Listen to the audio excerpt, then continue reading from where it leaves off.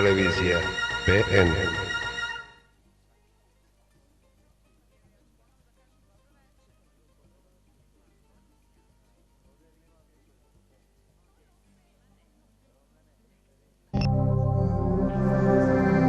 Night after night, television brought images of death and suffering from the war that engulfed Yugoslavia between 1991 and 1995.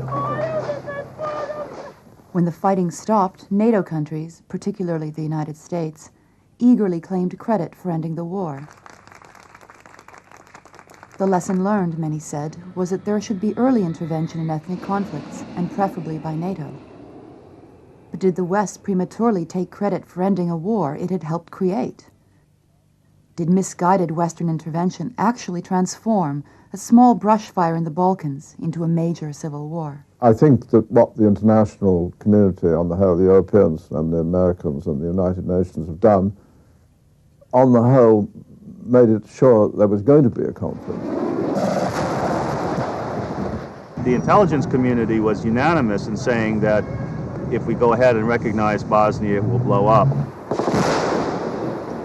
Because there was no agreed branches and because everybody was armed, if you ruptured the old Yugoslavia by unilaterally declaring independence, in fact, seceding was a war of secession. Once you decided to secede, you had no hope that it could be done peacefully.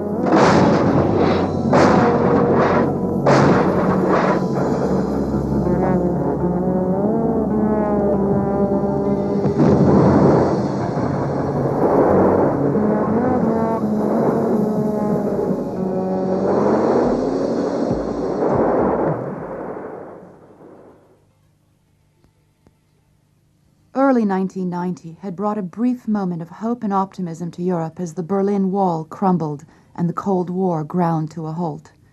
A newly united Germany stood poised to unite the rest of Europe through its leadership of the European Community, a friendly but powerful rival to the United States. But the promise of European unity was short-lived. Just 2 years later, much of Yugoslavia was in flames. A small war in the Slovenian Republic led to larger, more bloody conflicts in Croatia and Bosnia-Herzegovina. Moreover, European nations, the United States, and Middle Eastern states were backing different factions in these outbreaks of civil war. Publicly, Western diplomats blamed irresponsible ethnic leaders of the different Yugoslav republics for the bloodshed, including Milan Kucan of Slovenia, Franjo Tudjman of Croatia, and especially Slobodan Milosevic of Serbia. There was certainly no innocence among the warring parties. Privately, however, European Community envoy Lord Carrington and UN mediator Cyrus Vance were furious at Germany's foreign minister Hans-Dietrich Genscher. Vance would later call the conflict Mr. Genscher's War because of Germany's push to recognize separatists in Slovenia and Croatia. Vance argued that recognition would take away the diplomatic leverage that he had to try to bring the conflict in Croatia to an end and could possibly result in Bosnia blowing up. The former German foreign minister claimed that his government did not support the breakup of Yugoslavia until fighting began. We held a strong position for the unity of Yugoslavia, as I said, but we saw that the will to keep it together vanished more and more under the pressure of military events. In fact, however, since the 1960s, Germany's intelligence arm, the BND, was deeply involved in the training of Croatian separatists, led by the pro-Nazi Ustashi who fled to Germany after World War II, and participated in a number of terrorist actions against embassies and the government of Yugoslav communist leader Josip Broz Tito. In the early 60s, the BND decided to cooperate fully with the Ustasha. This became plain to see after the so-called Croat Spring in the beginning of the 70s. After Tito's death, they accelerated their efforts, together with the Ustasha, in order to disintegrate Yugoslavia into several smaller states.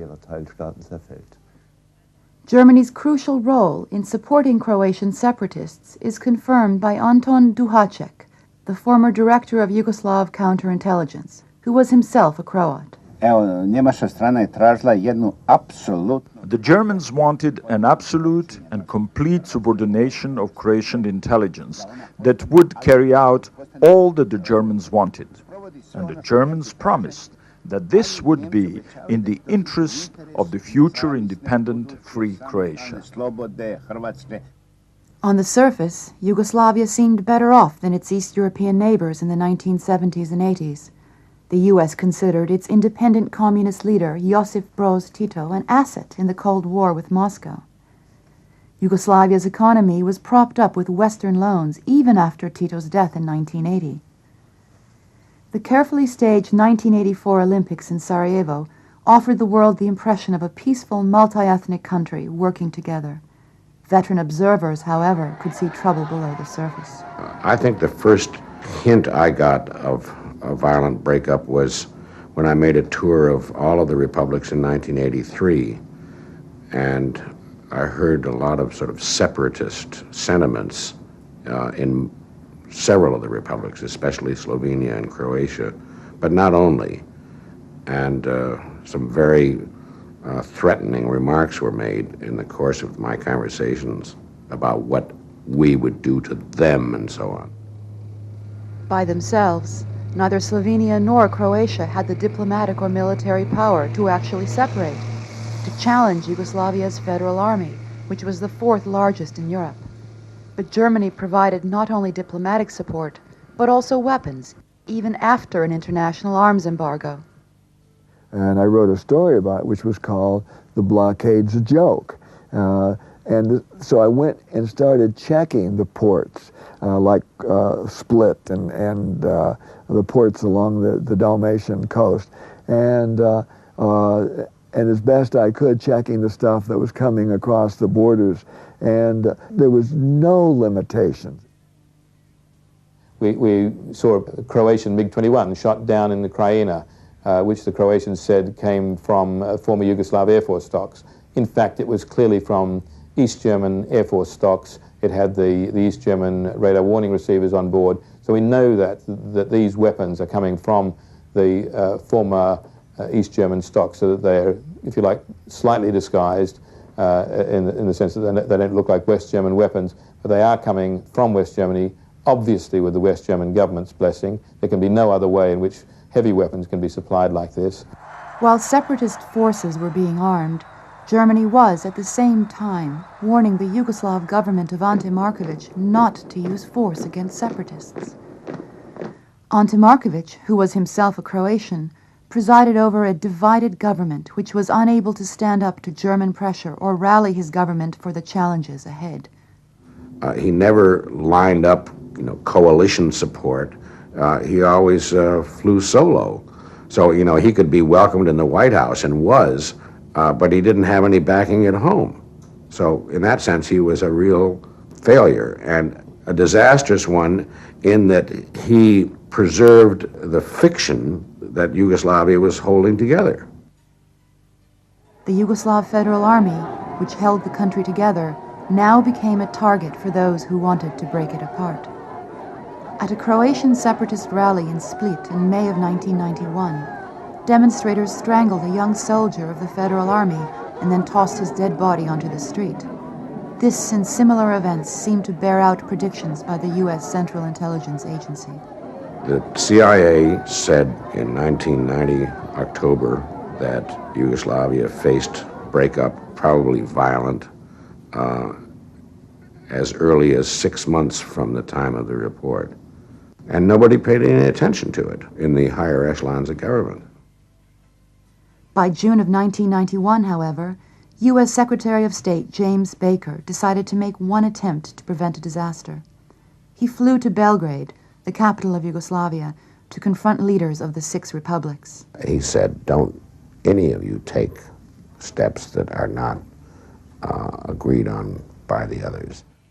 However, Milan Kucan and Franjo Tudjman, leaders of the Slovenian and Croatian republics, were confident that they could ignore the U.S. Secretary of State.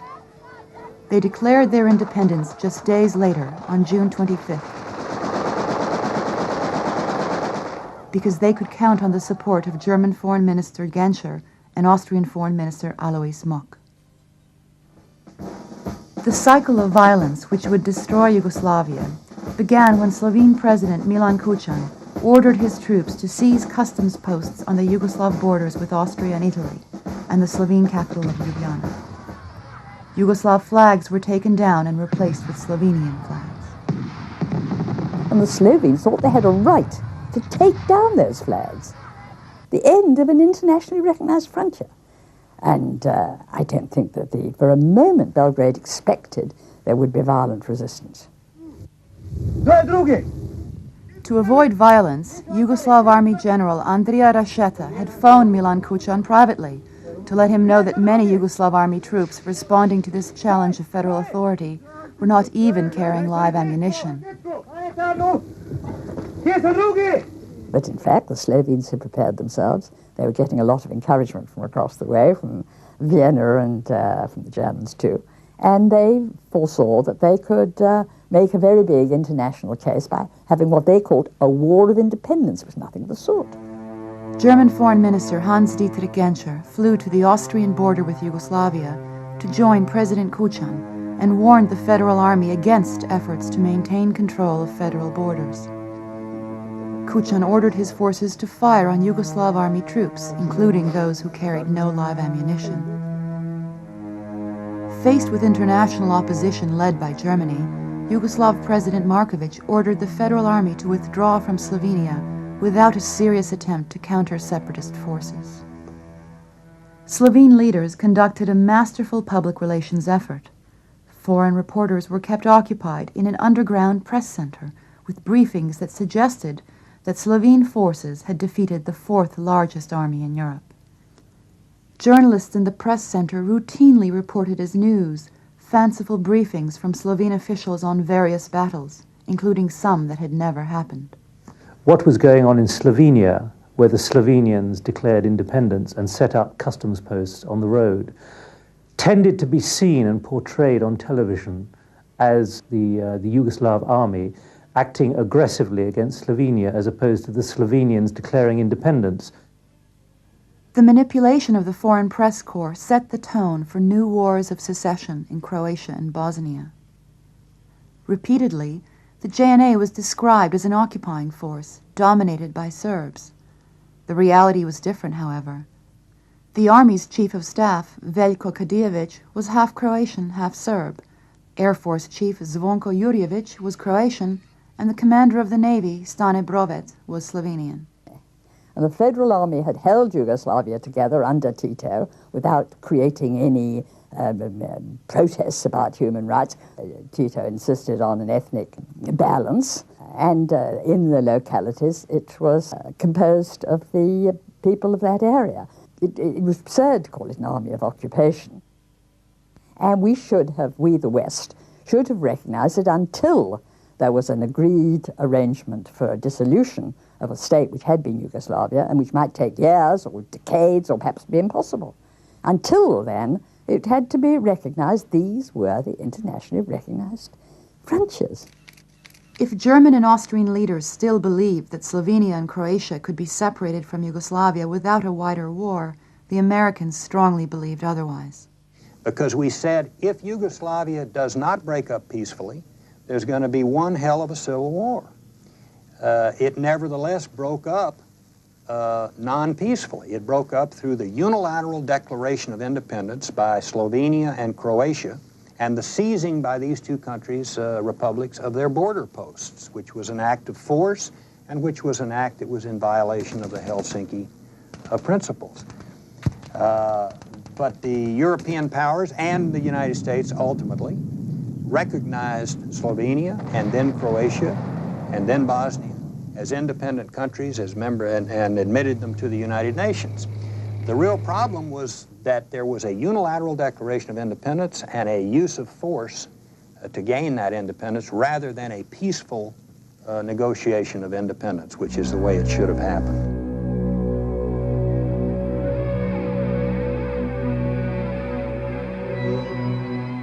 While most of Europe, including England, France, and Russia, opposed the breakup of Yugoslavia, only the Americans were strong enough to oppose Germany. In a decision that would have far-reaching consequences, however, the Americans decided to back away from this challenge.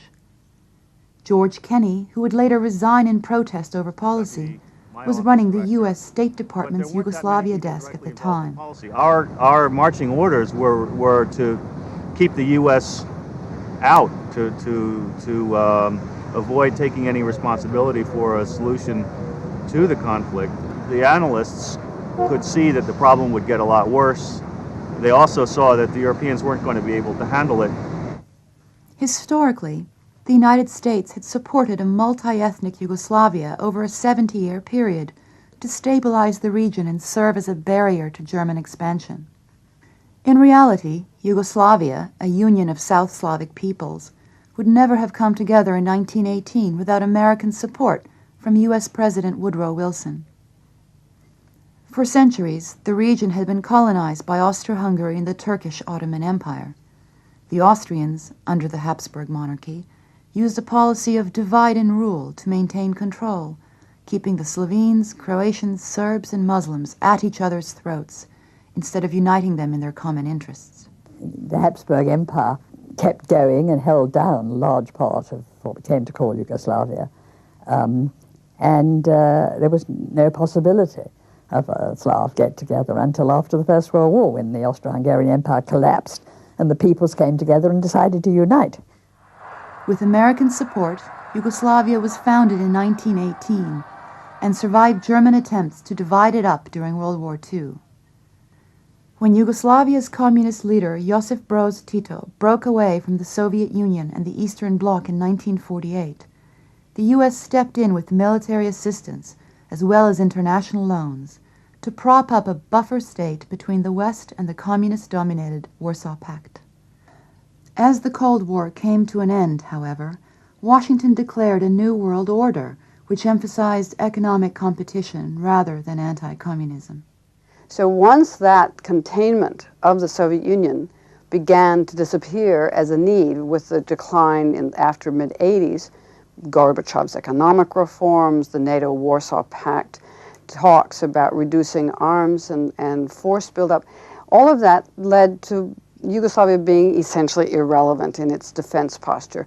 And by early 1989, the Americans were really quite explicit. The new ambassador to Yugoslavia from the United States informed the Yugoslav government that the Yugoslav position was no longer needed, that Yugoslavia was no longer strategically important to the United States and Western defense. Yugoslavia had become expendable. International loans were called in, causing triple-digit inflation. The federal government was forced to require austerity measures from the different republics. Particularly those requirements led Slovenia as a republic and eventually other republics to rebel against what was being called economic reform in the constitutional level. Any American efforts to preserve Yugoslavia would also put Washington on a collision course with Germany when German leaders were enjoying their first taste of real political power since World War II. Moreover, U.S. President George Bush had declared a special relationship with Germany, the kind America used to have with England. The United States thought that Germany would have to be largely responsible for the incorporation of Eastern Europe and Central Europe into the West, because Germany had a national interest, it was its neighbor, its periphery, and it was financially the most powerful country in Europe and had the resources to do it. In the post-Cold War period, Germany wanted, once again, the evidence is very clear, to recolonize Yugoslavia, to recolonize the Balkans. And the United States tied itself to German policy through its need of German power and influence in stabilizing Eastern Europe, Western Europe, through the exercise of dominion via the European Community, now the European Union, and potentially, eventually, in the lands of the former Soviet Union. The problem was that there was one very important country standing in the way of this, and that was Yugoslavia.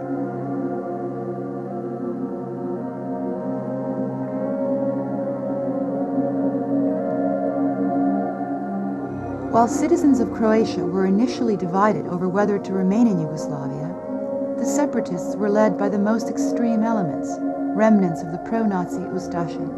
Ja bih vas pozdravio i rekao, samo na poštenim osnovima zajedništvo. Hvala lijepa. As the New York Times columnist A.M. Rosenthal would write, in World War II, Hitler had no executioners more willing, no ally more passionate than the fascists of Croatia. They are returning from 50 years ago from what should have been their eternal grave, the defeat of Nazi Germany. Adolf Hitler considered Yugoslavia to be an artificial creation of the hated Versailles Treaty, which ended World War I. To break it up, he set up a puppet state, an enlarged Croatia, which also included Bosnia-Herzegovina. As its leader, he appointed the fanatical Croat Ustashi Ante Pavelić. Pavelić had helped plot the assassination of King Alexander, Yugoslavia's first constitutional monarch, in Marseille, France in 1934. And it was the Germans, the German Nazis, who picked out this dreadful Ustashi leader, who had made quite clear that he favoured Hitler's solution to be applied, which Hitler's his final solution for the Jews he wanted to apply to the Serbs. He made no secret of it. Simon Wiesenthal, who tracked Ustashi fugitives for decades, along with other Nazi war criminals, told an interviewer, I must admit I am obsessed by the criminal character of the independent state of Croatia. Even the Germans were appalled by the crimes committed in it. How many men, women, and children died there? Hitler's special envoy to the Balkans, Hermann Neubacher, wrote, leaders of the Ustashi boast that they have slaughtered 1 million Orthodox Serbs. On the basis of official German reports, I estimate the number to be 750,000. Most of these Serbian civilians perished in the notorious Croatian death camp Jasenovac, which straddled the Sava River between Croatia and Bosnia. The extermination of Serbs, Jews, and Gypsies in Sarajevo was the task of top Muslim leaders who, with few exceptions, collaborated with Hitler and the Croatians. There was in occupied Bosnia, also under German patronage, a strong Muslim wing which was very anti-Western. It was represented internationally by the Mufti of Jerusalem. You heard of his viciously anti-Western views, and he was brought to Sarajevo and mobbed by enthusiastic crowds. After the war ended, Croatia and Bosnia were never denazified. Not only were there no apologies to the Serbs, Jews, and Gypsies, but attitudes remained frozen under the surface of Tito's official policy of socialist fraternity amongst peoples. Following the death of Yugoslavia's longtime leader, Tito, in 1980, right-wing émigré organizations took out an advertisement on the opinion page of the New York Times, stating that Yugoslavia would not survive, and offering a map which included all of Bosnia as part of Croatia. It was a map nearly identical to the Nazi-created independent state of Croatia. By 1990, as communism was collapsing in Eastern Europe, Croatian separatists pinned their hopes on a former communist general named Franjo Tuđman, who had been jailed for excessive nationalism by Tito in the 1970s. You know, I met him very soon after he came out of communist jail, while Tito was still alive.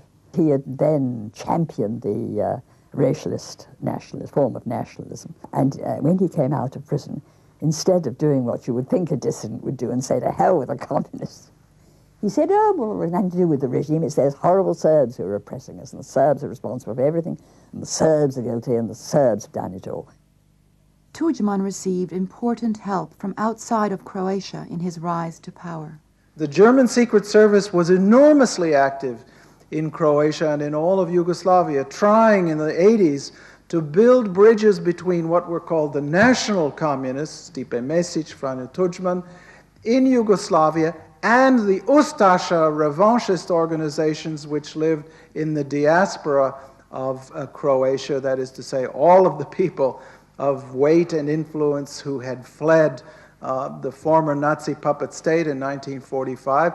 Tuđman found it useful to come to terms with them, and because he was running on this xenophobic platform, there was really no difficulty about it. What was difficult was when he was trying to sell his cause in the West, and he managed to, partly because he had a very good lobby, very effective and much more effective than the Serbian lobby, and partly because he covered up his intentions. Tudjman often embarrassed his most important supporters, such as German Chancellor Helmut Kohl. For instance, Tudjman had written a book minimizing the crimes of the Ustashi and claiming that the Holocaust was greatly exaggerated. "Thank God my wife is neither a Serb nor a Jew," he told one interviewer. For the national flag, Tudjman chose a replica of the checkerboard emblem that flew over the Croatian death camps of World War II, where Serbs, Jews, and Gypsies were exterminated. Tudjman's anti-Semitic views were covered beneath rhetoric acceptable to the West. With the help of Reuter and Finn, a high-powered American public relations firm, the New York Times found space for General Tudjman's new and misleading image on its opinion page. In the article, Tudjman promised that there would be no purges against the Serbian population in Croatia if it separated from Yugoslavia. Tudjman declared that Croatia was for the Croats. That was his slogan, a racialist slogan. Croatia for the Croats, with the implication people who weren't Croats, and there was a very substantial Serb and Yugoslav mixed variety, didn't feel that they were in fact second-class citizens, and he recognized them as such. A full 6 months before fighting broke out, Serbs were purged from positions in government, news organizations, and the police. Their homes were dynamited in cities such as Zagreb, Zadar, and Dubrovnik. For the first time since World War II, Serbs in eastern Croatia began to flee across the Danube River. Serbs working in Croatian cities were required to sign loyalty oaths. Those who did not sign were fired. Those who did sign were fired later. Serb homes, apartments, and businesses were attacked. Predsjednik Republike Hrvatske, gospodin Franjo Tuđman, dao nam je odobrenje da po prvi put formiramo nenaoružane odrede civilne zaštite Hrvatske demokratske zajednice. Any doubt that Tudjman himself issued orders for the expulsion of Serbs in Croatia was removed by Tomislav Merčep, a senior member of Tudjman's ruling party, the HDZ.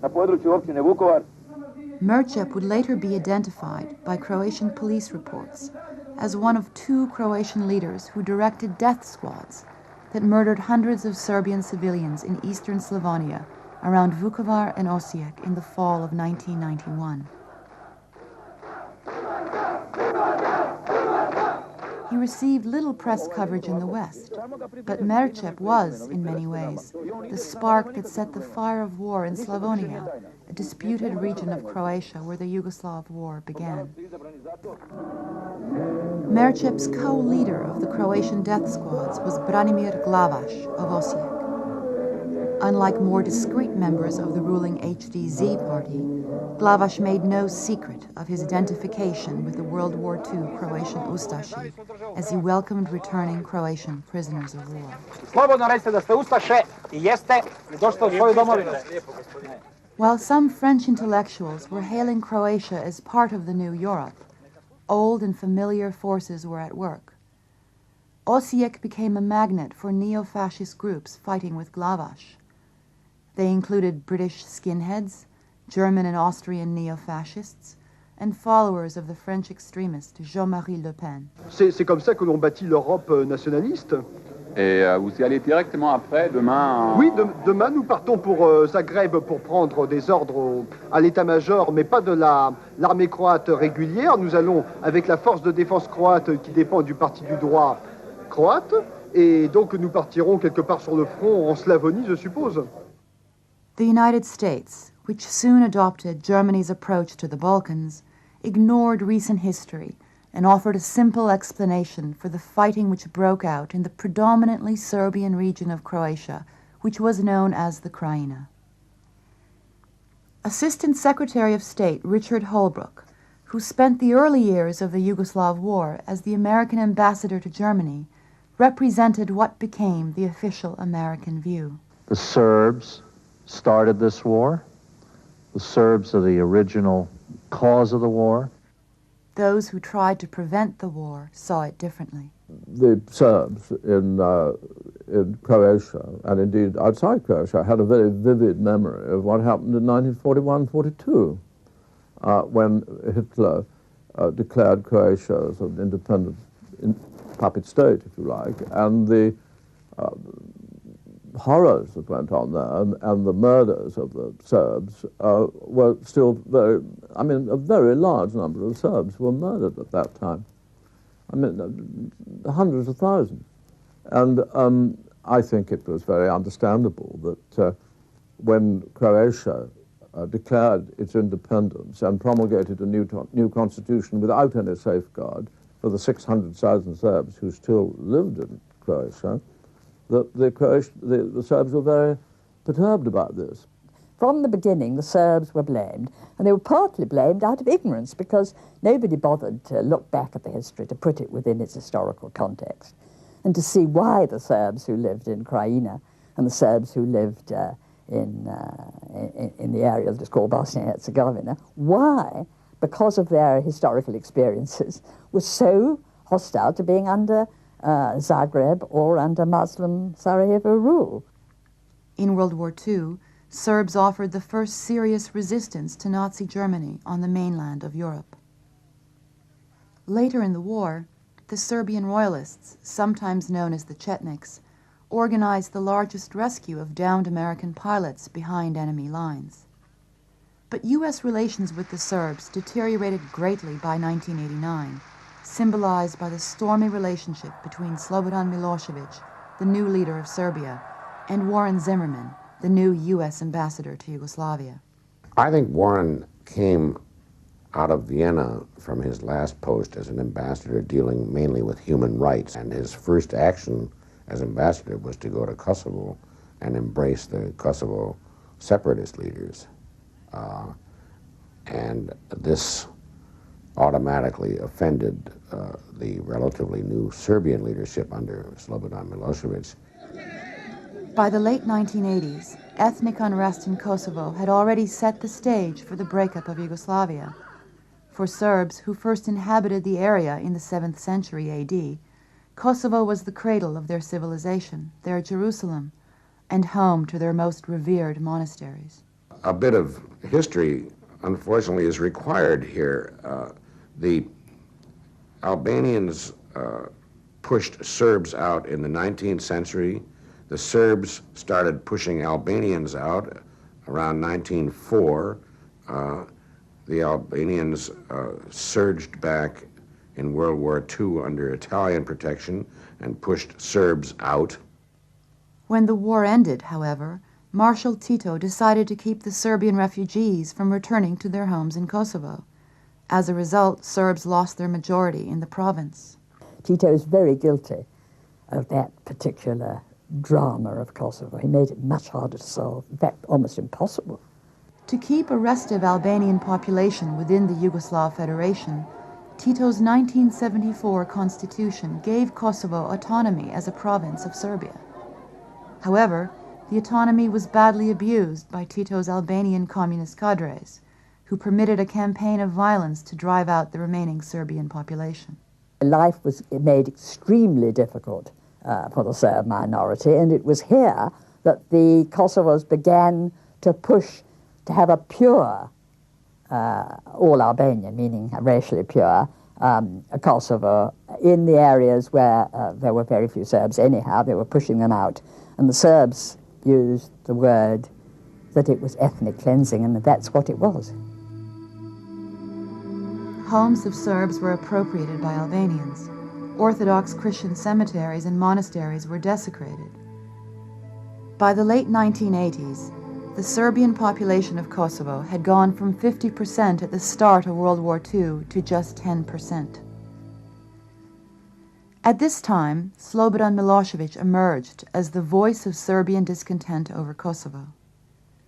Seeking to consolidate his political base in his own republic, Milosevic also spoke for Serbian minorities living in Croatia and Bosnia who feared the emergence of hostile separatist regimes. A lifelong political opportunist, Milosevic was willing to provide limited military support to the Serbs of the Krajina as long as it suited his own agenda. The Serbian leader's maneuvers, however, deepened the chaos that accompanied the breakup of Yugoslavia. I think he is enormously to blame for his treatment of Western powers from the beginning of 1991. He regarded them as the enemy and he would not talk to them. While Serbia's president shunned meetings with the American ambassador, separatist leaders were receiving a sympathetic ear from Warren Zimmerman. The American ambassador and his boss, Assistant Secretary of State Lawrence Eagleburger, largely ignored the provocations of separatists in Slovenia and Croatia, who were backed by Germany and focused solely on the Serbs. The two of them adopted a stance that was, from day one, blaming the Serbs for just about everything.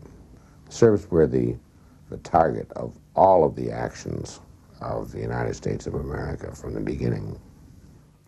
So did American news organizations, whose foreign correspondents relied heavily on the U.S. Embassy for their reporting. Yet the obsessive focus of the press with Milosevic served to divert attention from the role of Western powers in making an avoidable war inevitable. While some Western leaders called Milosevic an architect of the conflict, the first shots of the war had been fired by armed separatists in Slovenia and Croatia, strongly supported by Germany. In hope of heading off disaster, the European community organized a constitutional conference in 1991, led by respected British diplomat Lord Peter Carrington, to find a compromise between those who wanted to separate from Yugoslavia and those who wished to keep it together. The problem was that administrative borders, or internal frontiers, devised by Tito in 1943, left 1/3 of the Serbian population out of Serbia, mostly in Bosnia-Herzegovina and Croatia. These frontiers were drawn in a very secretive and very, in my view, very irresponsible way by Tito's inner cabinet while the war was still going on. And they were never subject to a public debate or discussion. They were never endorsed. The idea of giving each republic substantial economic and political autonomy meant that each was a kind of hierarchy of the party, and then there was you had, in order to keep the country together, you had to balance out these political leaders. And Tito was very skillful in playing one off against the other, or in some cases of playing them against their population. It was the substitute for democracy in the way that we know it, but it was also considered by many of his supporters throughout the population as necessary because, to their view, democracy led to national, or as we call them, ethnic parties, and that would then break up the country and lead to civil war again. As Yugoslavia slid toward civil war in 1991, 2 referendums were held on the same day in Croatia. Croatians voted overwhelmingly to separate from Yugoslavia, while ethnic Serbs, particularly those from the Krajina region, voted by a similar margin to remain within Yugoslavia. A compromise favored by European community negotiators would have permitted Croatia to leave the Yugoslav Federation, but would have permitted the regions where Serbs formed a majority to remain in Yugoslavia or to gain substantial autonomy. Serbs who lived in an independent Croatia would be guaranteed full citizenship and human rights protections. In the capital city of Zagreb, Croatian President Tudjman seemed reluctantly prepared to accept this compromise, which would have prevented a major military conflict. Germany, however, announced they would recognize both Slovenia and Croatia within Tito's administrative borders before the end of 1991. There would be no compromise. The Serbs were bitter that the first act of a newly united Germany would be to divide the Serbs of Yugoslavia into at least 3 separate countries. A crucial opportunity to divide Yugoslavia by peaceful means was now threatened by Germany's action. It broke up the Constitutional Conference because once you gave 2 out of the 6 republics their independence, those 2 had no further interest in the Constitutional Conference. You had to ask the other republics whether they wanted their independence, which meant you had to ask Bosnia, and it was perfectly plain that Bosnia, there was going to be a civil war in Bosnia if you did do that. UN Secretary-General Perez de Cuellar sent a strong letter to German leaders, warning that recognition would be a disaster. Germany and Austria's own ambassadors in Belgrade privately warned against recognition of Croatia. The Germans risked being isolated. But the pressure from Kohl's party and from the huge lobby of Croat lobby in the southern parts of Germany, and Bavaria particularly, was such that it was difficult for Genscher to go on postponing the support. By the time the war started, the German public had already been prepared by the repeated attacks on the Serbs in an influential German newspaper in Frankfurt. The strident commentary of Johann Georg Reismüller, which favored Croatia and reviled the Serbs, any Serbs, all Serbs, reminded Peter Handke of the way Nazi propaganda minister Joseph Goebbels once characterized the Jewish race. It was the German press, in the form par excellence of the right-wing Frankfurter Allgemeine Zeitung, and its journalists that fundamentally influenced German policy. German support for Croatian separatists received an unusual tribute, a musical thank you on Croatian state television. Danke Deutschland, meine Seele brennt. Danke Deutschland für das Lied geschenkt. Serbian television broadcast Croatia's musical thank you, interspersed with World War II footage of cheering Croatian crowds in Zagreb welcoming Hitler's troops.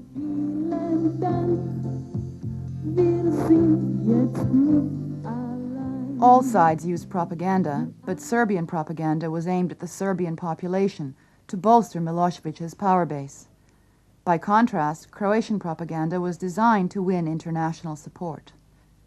With the help of public relations firm Ruder and Finn, Croatia successfully used the media to manipulate a larger audience, particularly Germany and the US, to gain support for its separatist agenda. This was particularly evident in the reporting of the war around the resort town of Dubrovnik, a favorite vacation spot for German tourists. Working through its Washington PR firm, the Croatian government managed to convince much of the world that Dubrovnik was being destroyed by the Serbs in unprovoked attacks which lasted for months during the fall of 1991. The public has been led to believe that the Federal Army attack on Dubrovnik was not precipitated by anything but sheer malice. However, on August 25th of 1991, Croatian forces attacked a base in the Bay of Kotor, on the Bay of Kotor, and they were repulsed with heavy losses. Yugoslav troops based in Montenegro then fought their way up the coast, confronting Croatian forces near Dubrovnik. Targets outside the old city were hit, consisting mostly of hotels which had been taken over as barracks and spotter points by Croatian forces, who also put refugees in the lower stories of their own barracks and spotter facilities. It was obvious that the Croats were using the old town as a defensive wall. They were firing from behind hospitals. They had a mortar position next to our hotel. The final straw for me was when there was this incredible bombardment in our hotel basement. Bang, bang, bang, bang, bang. The worst we had ever heard.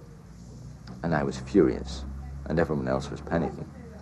And I said to the manager who was down there with us, I said, I wish you would tell that chap with the heavy machine gun in the floor above to stop firing at the Serbs, because they're going to fire back. Contrary to news reports, there was little damage to the historic old city. Yes, it has been reported some 15,000 shells rained on the old city of Dubrovnik. I counted 15 mortar hits on the main street. The Yugoslav Federal Army could have destroyed the old city of Dubrovnik in 2 hours. It is not destroyed. Washington Post reporter Peter Maas, who visited the old city several months after the fighting stopped, found Dubrovnik in what he described as nearly pristine condition. There are many people who go to these scenes of mayhem and adventure who don't know where they are, who don't know the languages, cannot really communicate with the people, and who take press handouts from the local authorities. So there is certainly an orchestrated effort on the part of the Croatian and the Slovenian, Austrian, and German media to portray the Serbs as a bunch of howling, Byzantine, uncivilized barbarians. The facts on the ground, however, mattered little after first impressions had been made. Rather than admit that they had made a mistake, influential columnists on both sides of the Atlantic continued to write that Dubrovnik had been destroyed. Public opinion was tilted against the Serbs and towards Croatia's political goal, recognition as an independent state. These impressions helped strengthen Germany's resolve to lead a reluctant European community to recognize the separatist republics and thereby dismantle Yugoslavia. To overcome British opposition to recognizing Croatia, German Prime Minister Helmut Kohl offered British leader John Major a deal which left Britain free to disregard or opt out of the social provisions of the 1991 treaty creating a unified Europe, which was being hotly debated in the British Parliament. This helped John Major politically at home, but Bosnia would pay a high price. The French, who needed German help to stabilize France's currency, also dropped their opposition to recognizing the separatist republics. The United States, the only power strong enough to oppose Germany, began to waver. Deputy Secretary of State Lawrence Eagleburger, who had once served as U.S. ambassador to Yugoslavia and spoke Serbo-Croat, knew well the dangers of a wider war if recognition were extended before a settlement had been reached between the different ethnic groups. I think the major lesson here is that when you get involved in something like this with 1,000 years of history underlying it all, you need to understand that once the dam breaks, the viciousness can be pretty awful on all sides. In the end, here also, peace would be sacrificed for domestic politics. There was an American election coming up. When we finally went ahead and recognized, one of the reasons we did so was because it had become a major domestic political issue for us here. We have particularly a large Croatian-American community, and Mr. Bush lost most of them in the election that he lost, because they were unhappy with our having delayed as long as we did in recognizing Croatia. While German actions encouraged the armed secession of Slovenia and Croatia, it was U.S. diplomacy, particularly through Ambassador Warren Zimmerman, which helped light the spark for a war in Bosnia-Herzegovina by supporting Muslim leader Alija Izetbegović in his bid for a separate state. And then we were the ones that went to the Europeans and insisted that they recognized Bosnia, and then we would recognize all three of the new states. And that was the deal that was made. And of course, it was precisely that led to the current war. This was a war that European leaders believed could have been avoided. The Bosnian Serbs, until comparatively recently, had been in the majority in Bosnia. And then the Muslims, who had a very much higher birth rate than the Serbs, became the predominant, the majority population. And this, of course, was something very hard for the Serbs to swallow. And they made it abundantly plain very early on that they were not prepared to accept a situation in which there was an independent Bosnia under the constitution which then prevailed. And indeed, under the constitution which then prevailed, it was illegal for Izetbegović to declare independence, because any constitutional change of that magnitude had to be agreed by all three parties. Privately, European leaders worried about Izetbegović's close ties to Iran and the possibility of a Muslim fundamentalist state in the heart of a newly unified Europe. Izetbegović himself had ties to the Iranians going back long before they came to power in Bosnia, really beginning not too long after the Iranian Revolution came to power in 1979. As armed conflict swept across Croatia in the fall of 1991, a group of Muslim moderates led by Adil Zulfikar Pasić undertook an effort to prevent similar or worse bloodshed in Bosnia by entering into negotiations with Bosnian Serbs and Serbian President Milosevic. A rather liberal-minded and assimilationist Muslim, Zulfikar Pasić, could see that the essential was to prevent them start killing each other. And he met Serbs who had precisely the same view, this could be a disaster. And they moved quite far towards agreeing on a way of sharing power so that it wouldn't collide.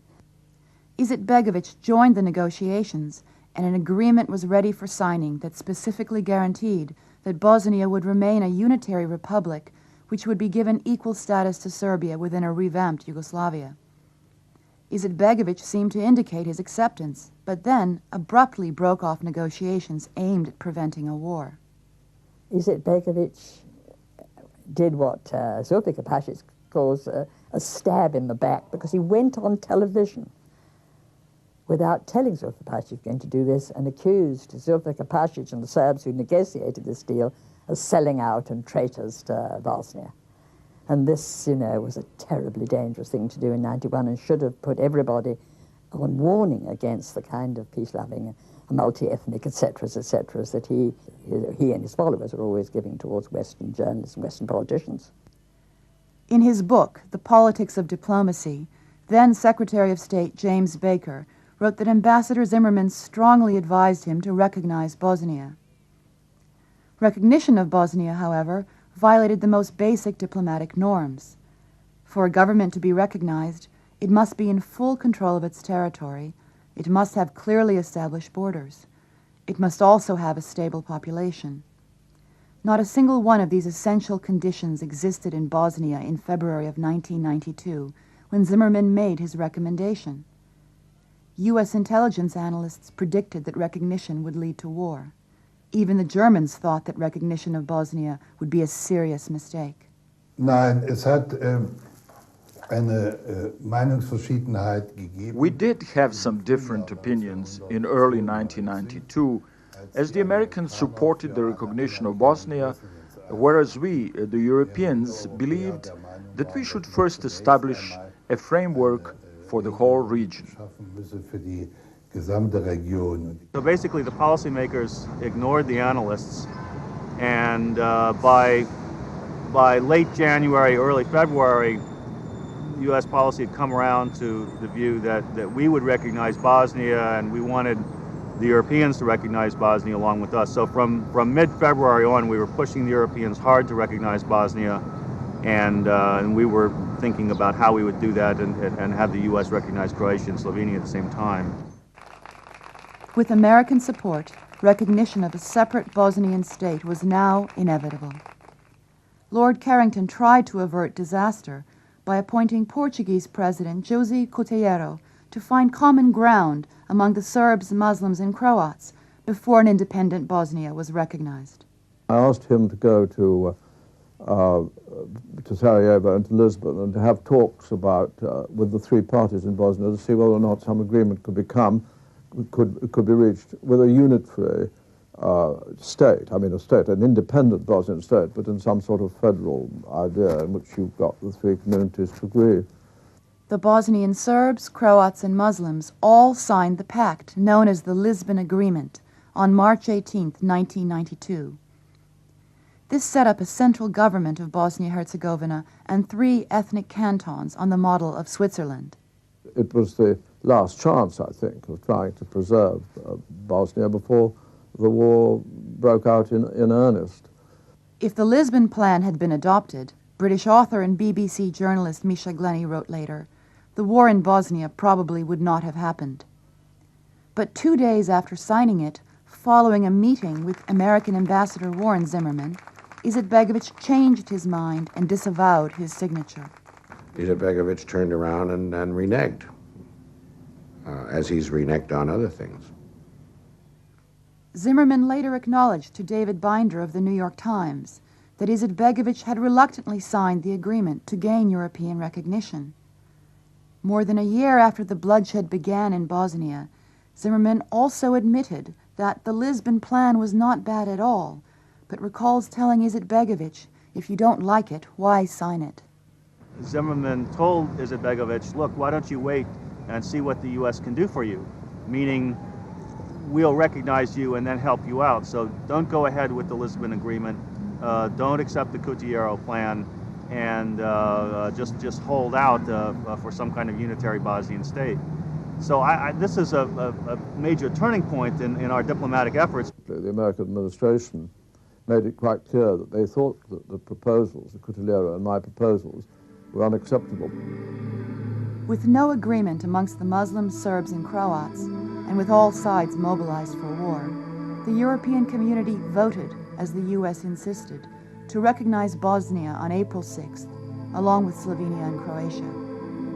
This act, Roger Cohen of the New York Times later wrote, was as close to criminal negligence as a diplomatic act can be.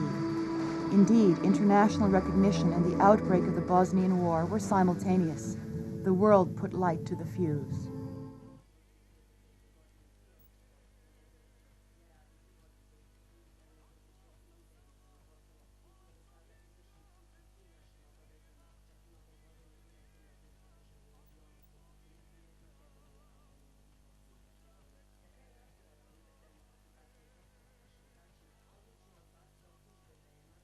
warring sides in Bosnia, the Serbs, Muslims, and Croats, fought for their own survival in 1992, Western countries sought political advantage by allying themselves with different factions. Outside, individual countries have been playing sides and therefore escalating the nationalist competition within. A war which could have been avoided in the first place would thus be prolonged, with more bloodshed, suffering, and refugees. When the fighting erupted in 1992, the UN mission in Sarajevo, known as UNPROFOR, was given the thankless task of bringing the warring parties together in some form of compromise. But the UN's attempt to be the honest broker was repeatedly undermined by the competing agendas of its own members, particularly the United States, which pressured NATO into supporting Bosnia's ruling Muslim faction, headed by Alija Izetbegović. The United States, for reasons that are not entirely clear, has always been the very dogged champion of the Izetbegović Islamic faction within Bosnia. Britain, France, and Russia had always tended towards Serbia. The Germans, of course, had always been supportive of the Croats. If the various European interests had been allowed to govern in Bosnia, I think it's very clear it would have eventually led to some sort of an arrangement between the Serbs and the Croats, which would have ended, I think, with a minimum of bloodshed. With strong support from the United States and Middle Eastern countries, however, Izetbegović had a clear interest in prolonging the war, in the hope that the West would intervene on his behalf. And I think the American support, insofar as he's had that kind of support, has been to please their clients in the Middle East. I think that insofar as Izetbegović does hope to internationalize the war, which is his only chance of keeping it going, and he has an interest in keeping it going, and I think depends on continuing this Middle Eastern support. U.S. intelligence was aware that since the middle 1980s, Iran had been training 250 Bosnian Muslims each year. Iran has a number of strategic objectives in Bosnia. Part of that is getting an Islamic state firmly established in Western Europe. The Sarajevo regime headed by Alija Izetbegović is a radical Islamic regime that is tied closely to the Iranians and other radical Islamic elements. You see, for example, in the person of Osama bin Laden, who is a Saudi but has been resident in Sudan, also in Afghanistan, who's the international nature of this radical Islamic movement, which is very supportive of the Izetbegović regime, to which he, in fact, is a member, a component. But the State Department, in both the Bush administration and the incoming Clinton administration, brushed aside these concerns early in the war. It was not until 1996 that NATO leaders, worried about their own troops' safety, raided terrorist training camps in Bosnia run jointly by the Iranians and the Bosnian government. It's an abomination. There are clearly terrorist training activities. These weapons here, in particular this plastic child's toy with plastic explosives and a detonator inserted in it, it has direct association with people in the government. At the outset of the war, the U.S. was promoting the Sarajevo government as a multi-ethnic democracy. The Clinton posture, as is clear to any observer, has always been based on two themes. So one is that the Sarajevo regime is a democratic, multi-ethnic democracy. And the second one is that it is the victim of aggression by Serbia, tentatively by the Croats if they get too obstreperous, but primarily by the Serbs. Long-time observers found this description of Izetbegović's government and his SDA party misleading. The Bosnian presidency was supposed to rotate on a yearly basis, first to Serbian and then to Croatian leaders. But the fighting allowed Izetbegović to claim emergency powers for himself and his party, the SDA. It's a wartime emergency government. I mean, by the constitution that's still technically valid in Bosnia-Herzegovina, he should have ended his presidency in December 1992. He's claiming that war emergency allows him to stay on, but not even that is exactly according to that constitution. Contrary to statements by the U.S. State Department, Izetbegović rejected a multi-ethnic Bosnia in his book, The Islamic Declaration, written in 1970, where he states, there can be neither peace nor coexistence between the Islamic religion and non-Islamic social political systems. Izetbegovich's defenders claimed that he had modified his views, but in fact, the Islamic Declaration was officially reprinted in time for the 1990 election campaign without any changes. The administration must be aware of that, and their protestations about the democracy and human rights and multi-ethnicity of that regime are patently absurd, and they know it.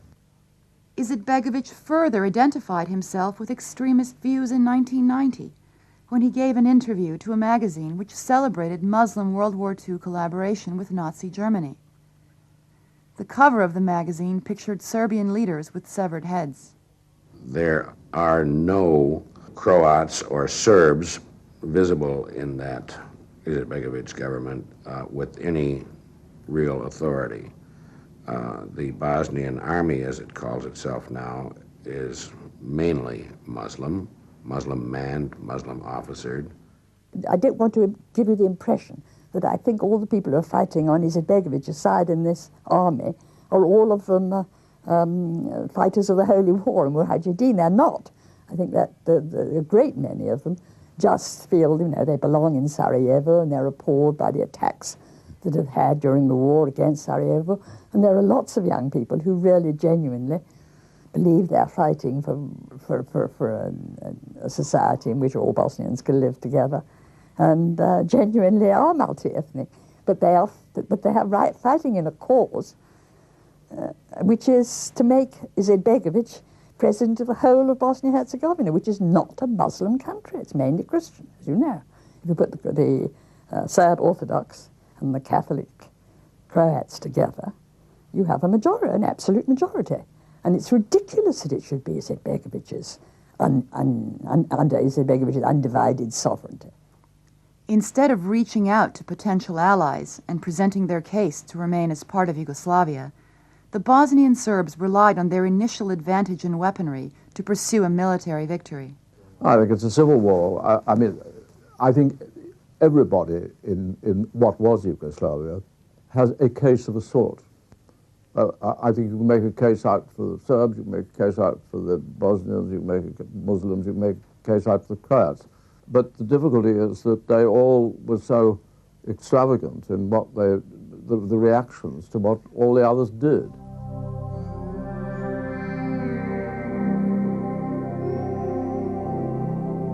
The Muslims have been represented as the victims and the Serbs as the aggressors. It should be remembered, however, the first blood shed in the struggle was Serb blood. 2 Muslim gunmen and 1 Croat stalked a Serb Orthodox wedding party in the heart of old Sarajevo. The father of the groom was killed. The Orthodox priest was wounded. The killing of Nikola Gardovic on March 1st was a prelude to the war in Sarajevo. Despite promises from the government, the killers, who were well known, were not arrested. The following day, roadblocks were set up by both Muslims and Serbs. Unable to protect their civilian population, Serbs began to insist that predominantly Serbian areas of the city be controlled by their own police, or that Sarajevo become a UN protectorate.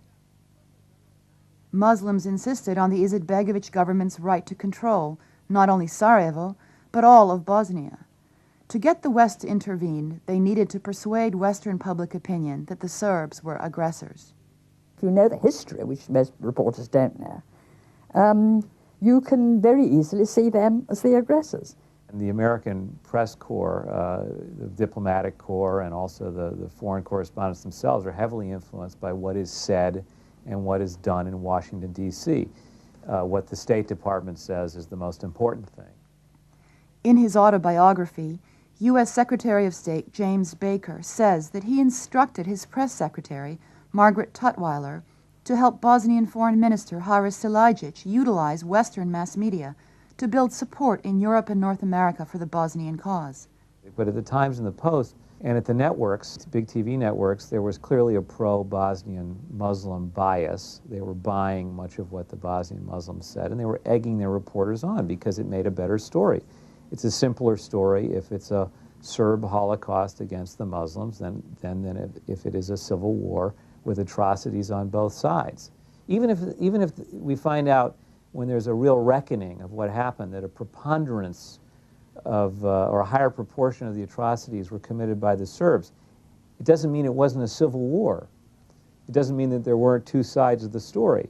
This is part of our history, it's part of our culture, it's promoted by the entertainment industry, and so in the scene of Bosnia we had to have a good guy and a bad guy, and we like to have a victim. So it was very easy there to say, wait a minute, the Muslims are the victims, the Serbs are the bad guys, and the Croatians are kind of the good guys because they're like us and so on. There was a sense that some of their reporting was censored to a certain line which was anti-Serb, as opposed to actually trying to create balance of what the Bosnians were doing at the same time. The press would have us believe that the Serbs have seized 2/3 of Bosnia. The fact is the Serbs have lived in that territory for 1,500 years. Another fact is they are farmers and they are spread all over the landscape, so they have always been on 2/3 of the landscape.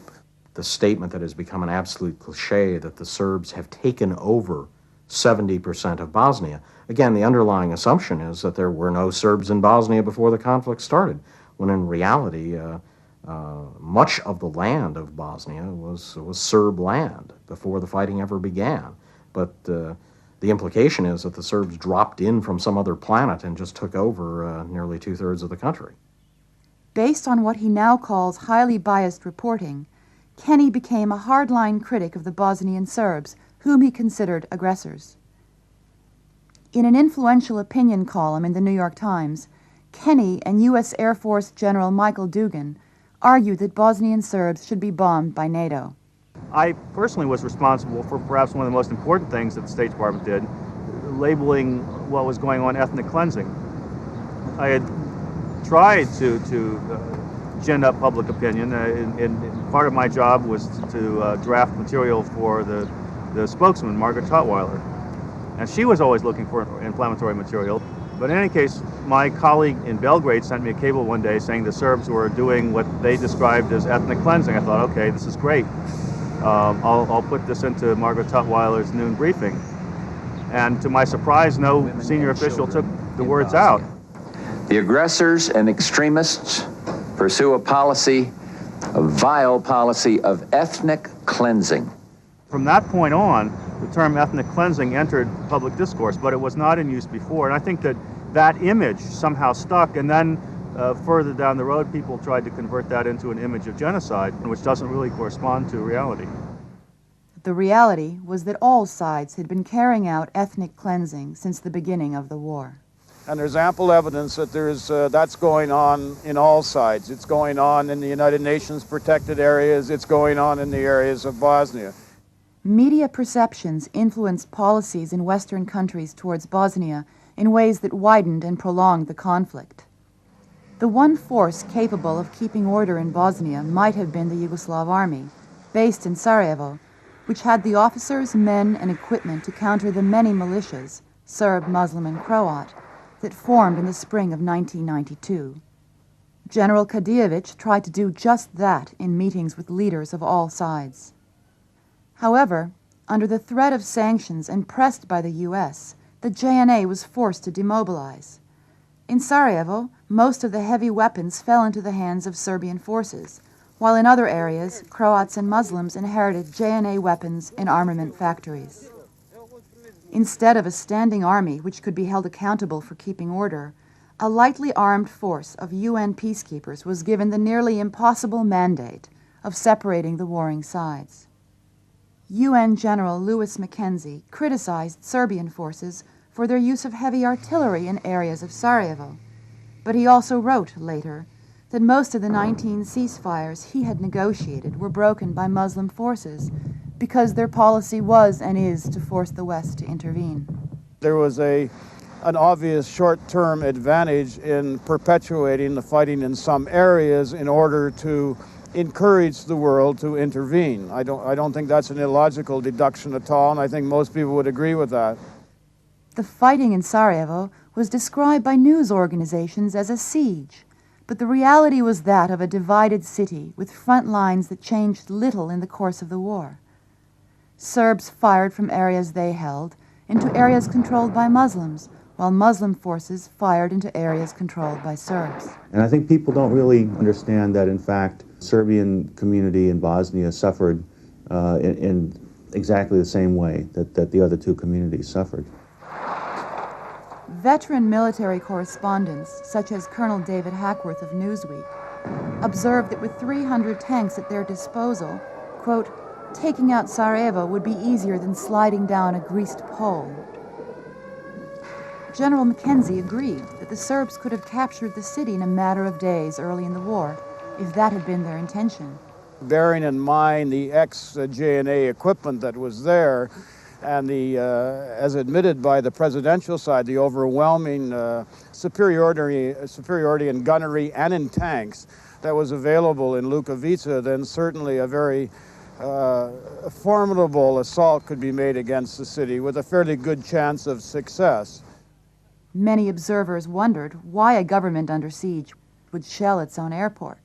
On several occasions, the UN documented and reported and made clear publicly 2 or 3 days later that there were cases where the Bosnians had been mortaring into areas where you wouldn't expect them to be mortaring, like the airport. In his book, Balkan Odyssey, Lord Owen wrote that Muslim forces, quote, would from time to time shell the airport to stop relief flights, to focus world attention on Sarajevo. Sarajevo became, after all, a sort of icon of the problems of Bosnia because there was a satellite dish which was shipped in very early on in the crisis. It was easy, if you like, to have ready access to the war on a day-by-day, real-time, instant, minute-by-minute basis, if possible.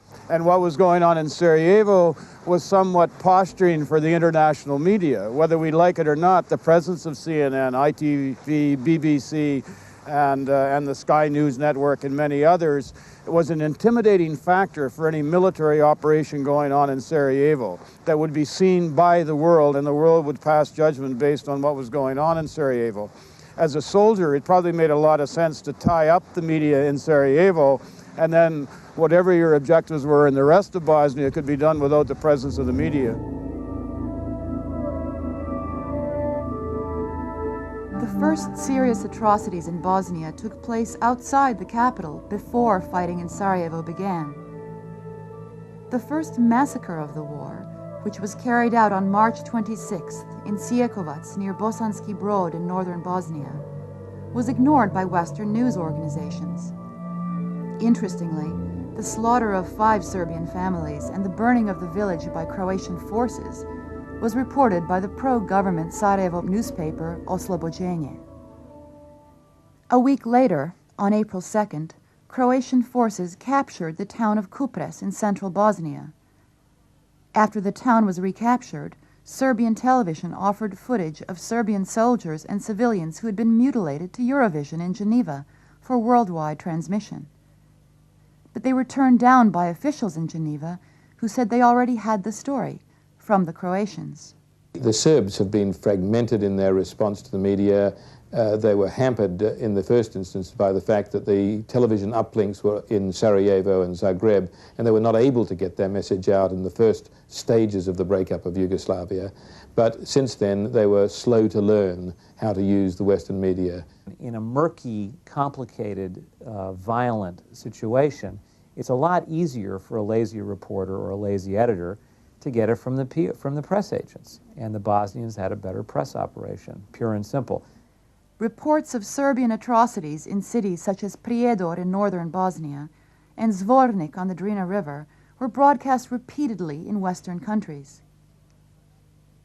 Meanwhile, the Serbian population of Mostar, the capital of Herzegovina, was virtually eliminated in violent attacks by combined Muslim and Croatian forces in June of 1992. But with the exception of the British Guardian, this event went unnoticed in the West. Mostar presented an enormous problem because it was even more dangerous than Sarajevo. In fact, there are many in the United Nations and those observers within Bosnia who say that the situation in Mostar was far worse than Sarajevo, if that's possible. It almost seems hard to imagine. Some of the worst atrocities were undertaken by Muslim paramilitary units in eastern Bosnia against Serbian villages such as Kamenica and Milici.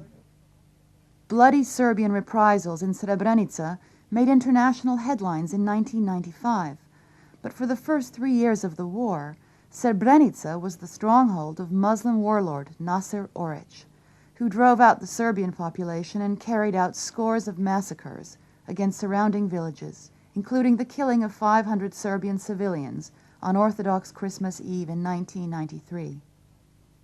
Serb public relations was so poor that they weren't doing what they needed to do to get Serbs on television. They needed to hire a Washington PR firm, the way the Muslims did, or a New York PR firm, and get their people on the air. They didn't do it. So partly it's a mechanical failure on the part of the Serbs, but of course partly it's a refusal by the networks and by the big newspapers to acknowledge that there was another point of view. Reporters in Bosnia have largely been based in Sarajevo. There's very few that have gone into the Serb areas and spent any time in Serb areas, and that's considerably biased their reporting as well.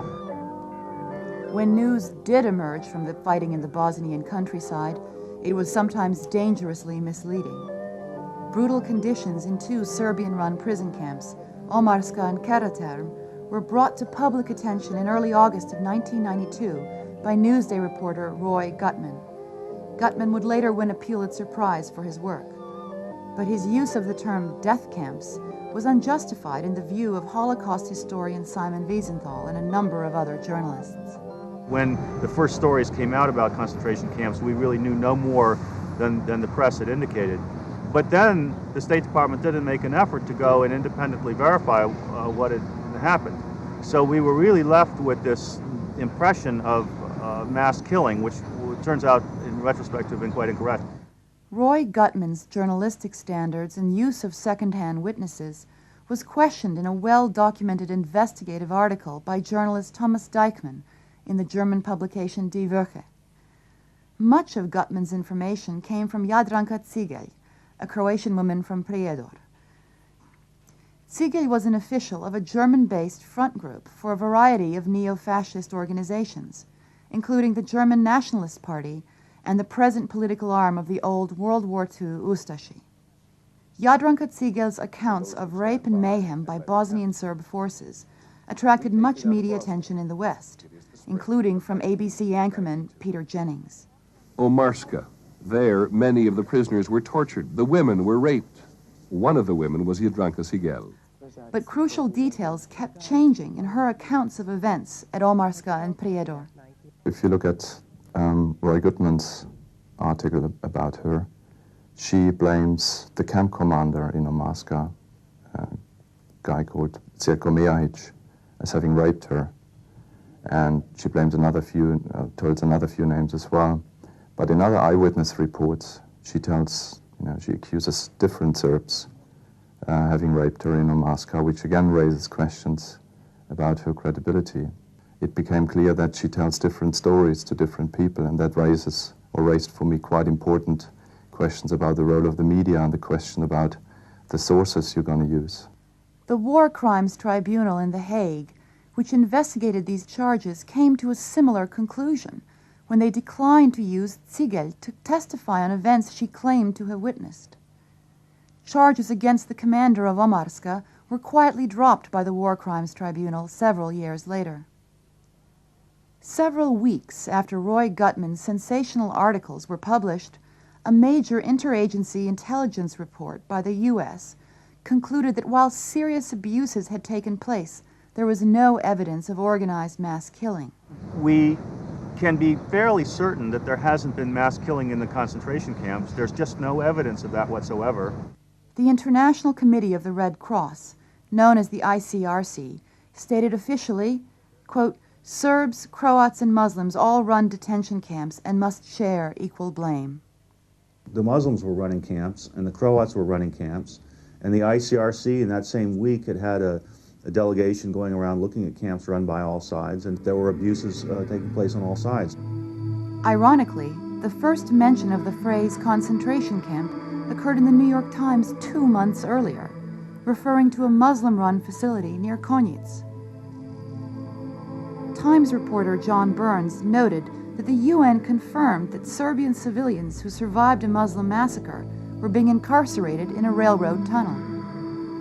Under international pressure, the two worst prison camps, Omarska and Karaterm, run by the Serbs, were shut down in 1992 after 4 months of operation. But neither Burns nor any other Western reporters bothered to report on the brutal Muslim camp near Konjic or the Croatian camp Dretelj, where killings and atrocities were routine. There were Serbs in camps held even after the end of the war. And there were Serbs being held in Sarajevo in horrible conditions in a drain pipe, and journalists knew about it and never wrote about it. There is no use anybody pretending that there are innocents in this business and that there is one side that is pure white, the victims, and the other side, pure wrong, black, the aggressors. That is not the case. Black, the aggressors. That is not the case.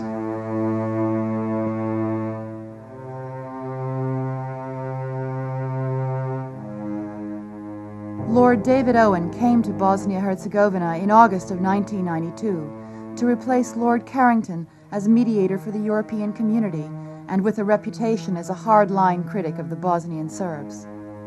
But Owen quickly learned that Muslim forces routinely staged incidents to turn world opinion against the Serbs. Media reports, for instance, had accused the Serbs of targeting Koševo Hospital in Sarajevo. The UN monitors actually saw a mortar crew come into the hospital in Bosnian government military forces uniform and fire over the Kosovo hospital into an area, presumably Serb. The mortar was packed up very quickly. Television crew arrived, set up in the grounds of the hospital. A few minutes later, retaliatory fire from the place where the mortar came, and of course landed on or near the hospital, all filmed on television.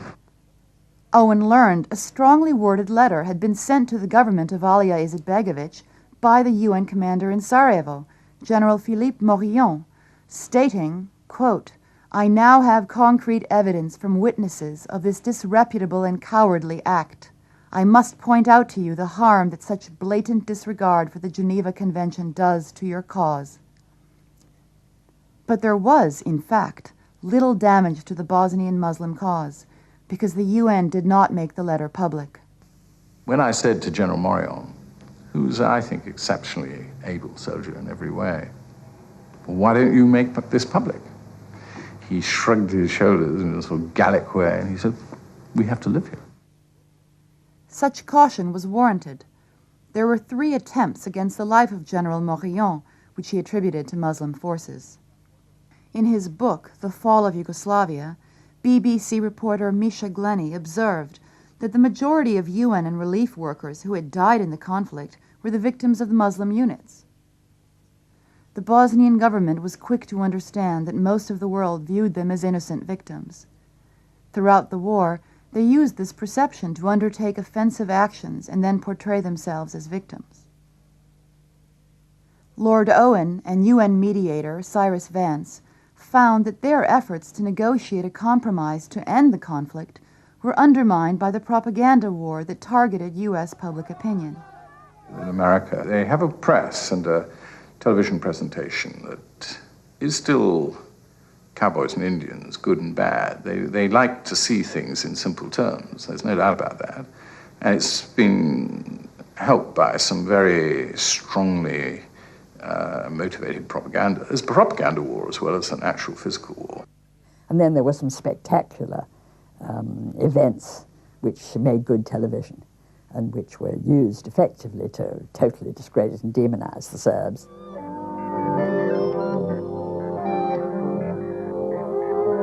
Psychological operations and psychological warfare are the dynamic elements of a psychological strategy. For want of a better word, this is image manipulation, of which propaganda is a big part. You also have agitation propaganda, which involves the actual creation of incidents to get media attention.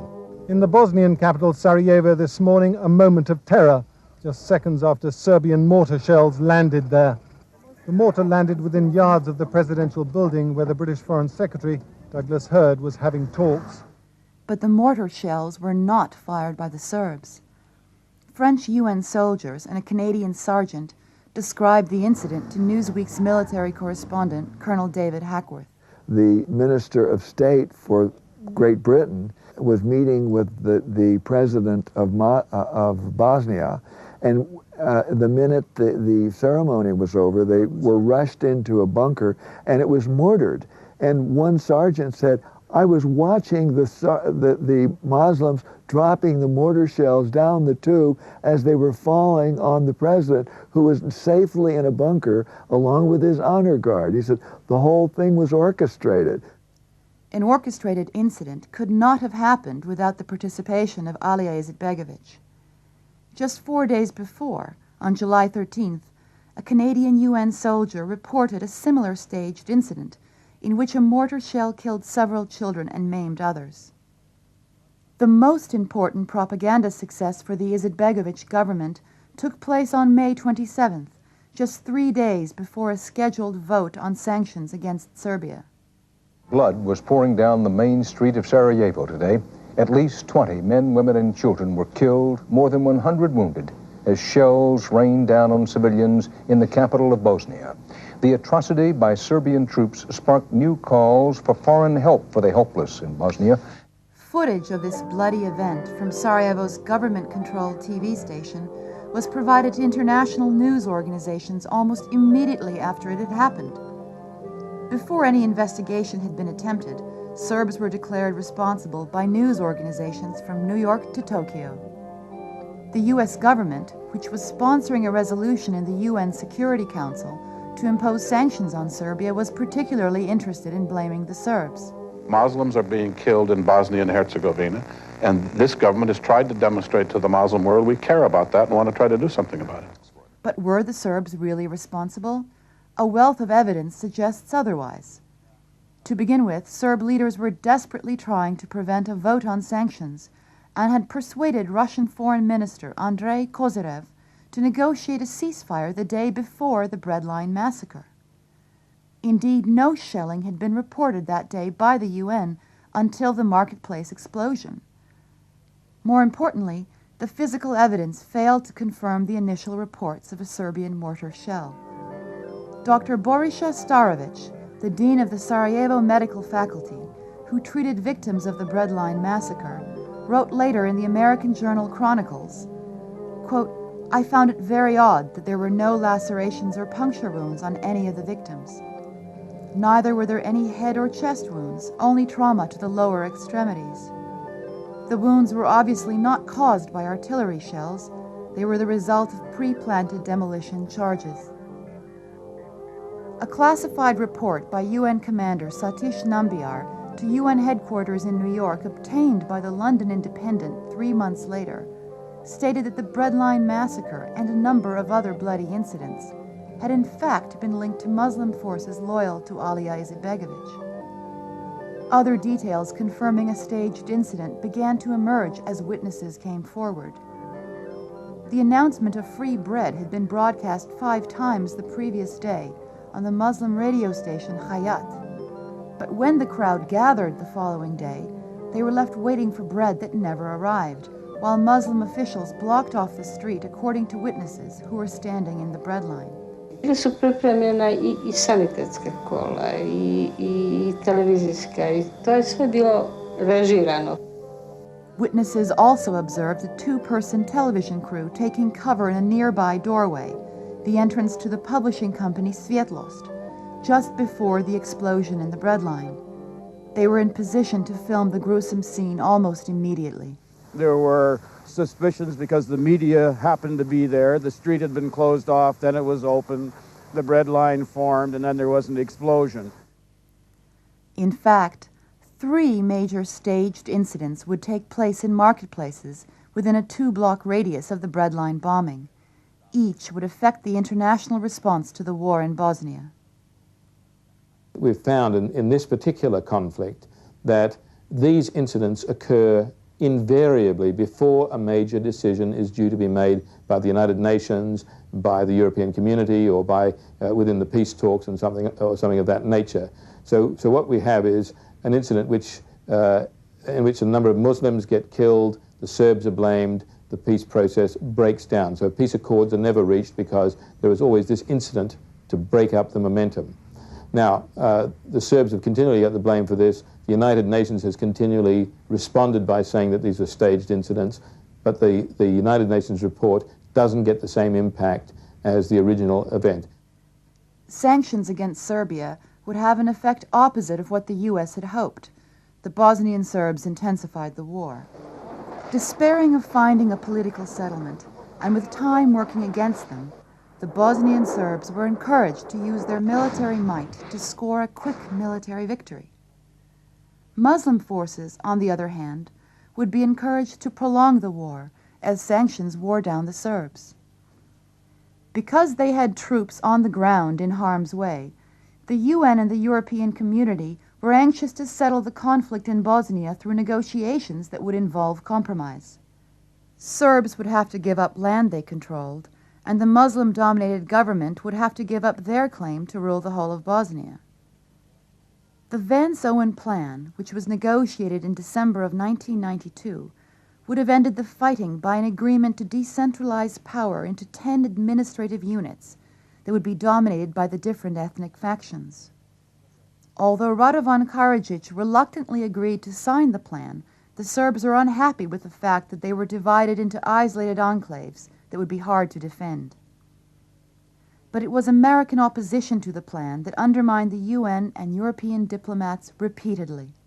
We were being accused of favoring ethnic cleansing and territorial aggrandizement, and here we were forcing the Serbs back by 39%.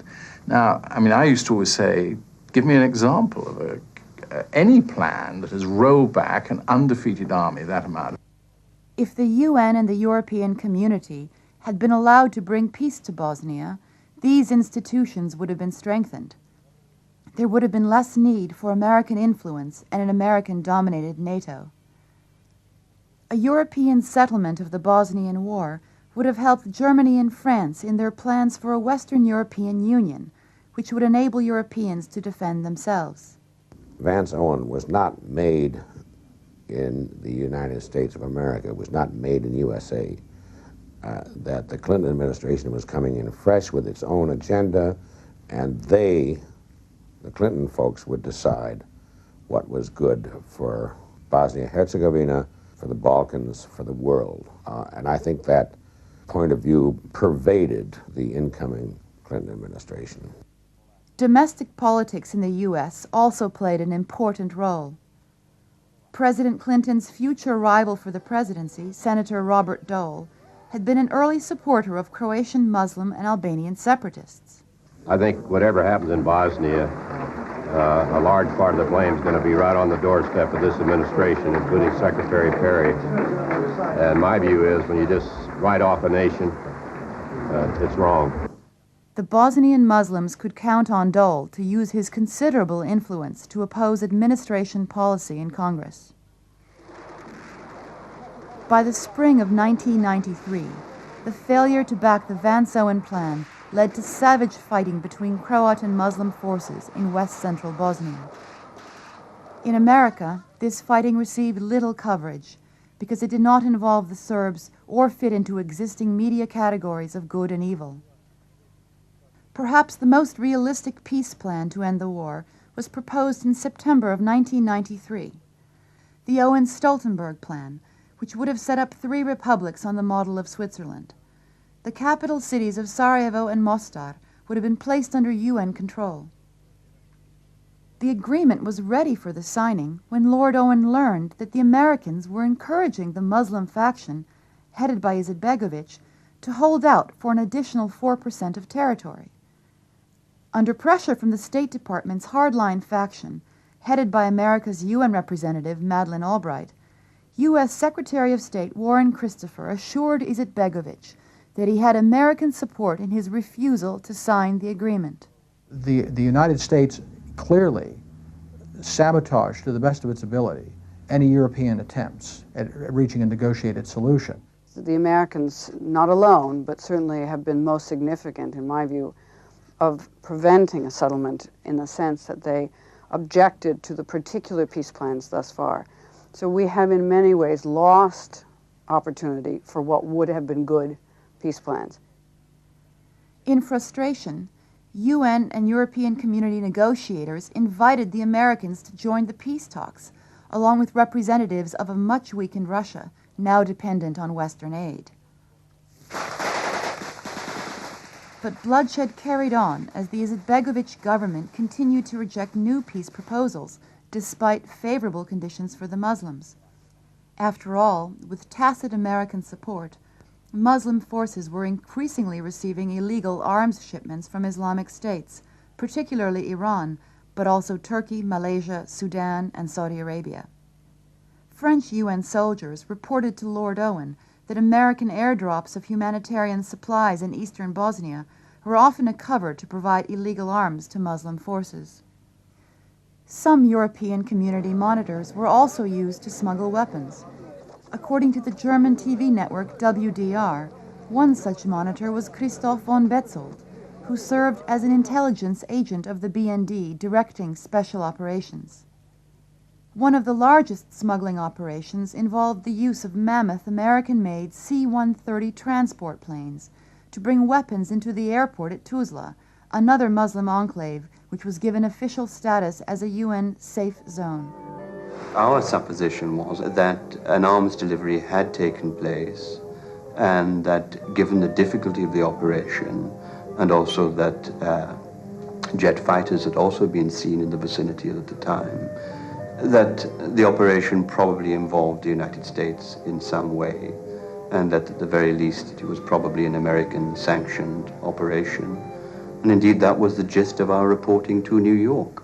They were definitely flying in small arms ammo, anti-tank weapons and ammo, and it was a regular shuttle.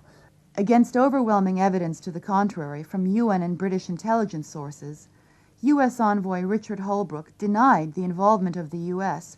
in the illegal arms shipments to Muslim forces at the airport in Tuzla. The United States didn't do this. We couldn't have done it. If we did a thing like this, American law would require the president to inform Congress under the covert action notification laws, and it would leak, and it didn't happen. It never happened. If there were planes in Tuzla, and I've heard these same reports, they were certainly not American planes. Holbrooke would later deny that the U.S. helped facilitate Iranian arms shipments to Muslims, despite detailed reports on these activities from the Los Angeles Times as well as European papers. The most important weapon for the Izetbegovic government remained the media.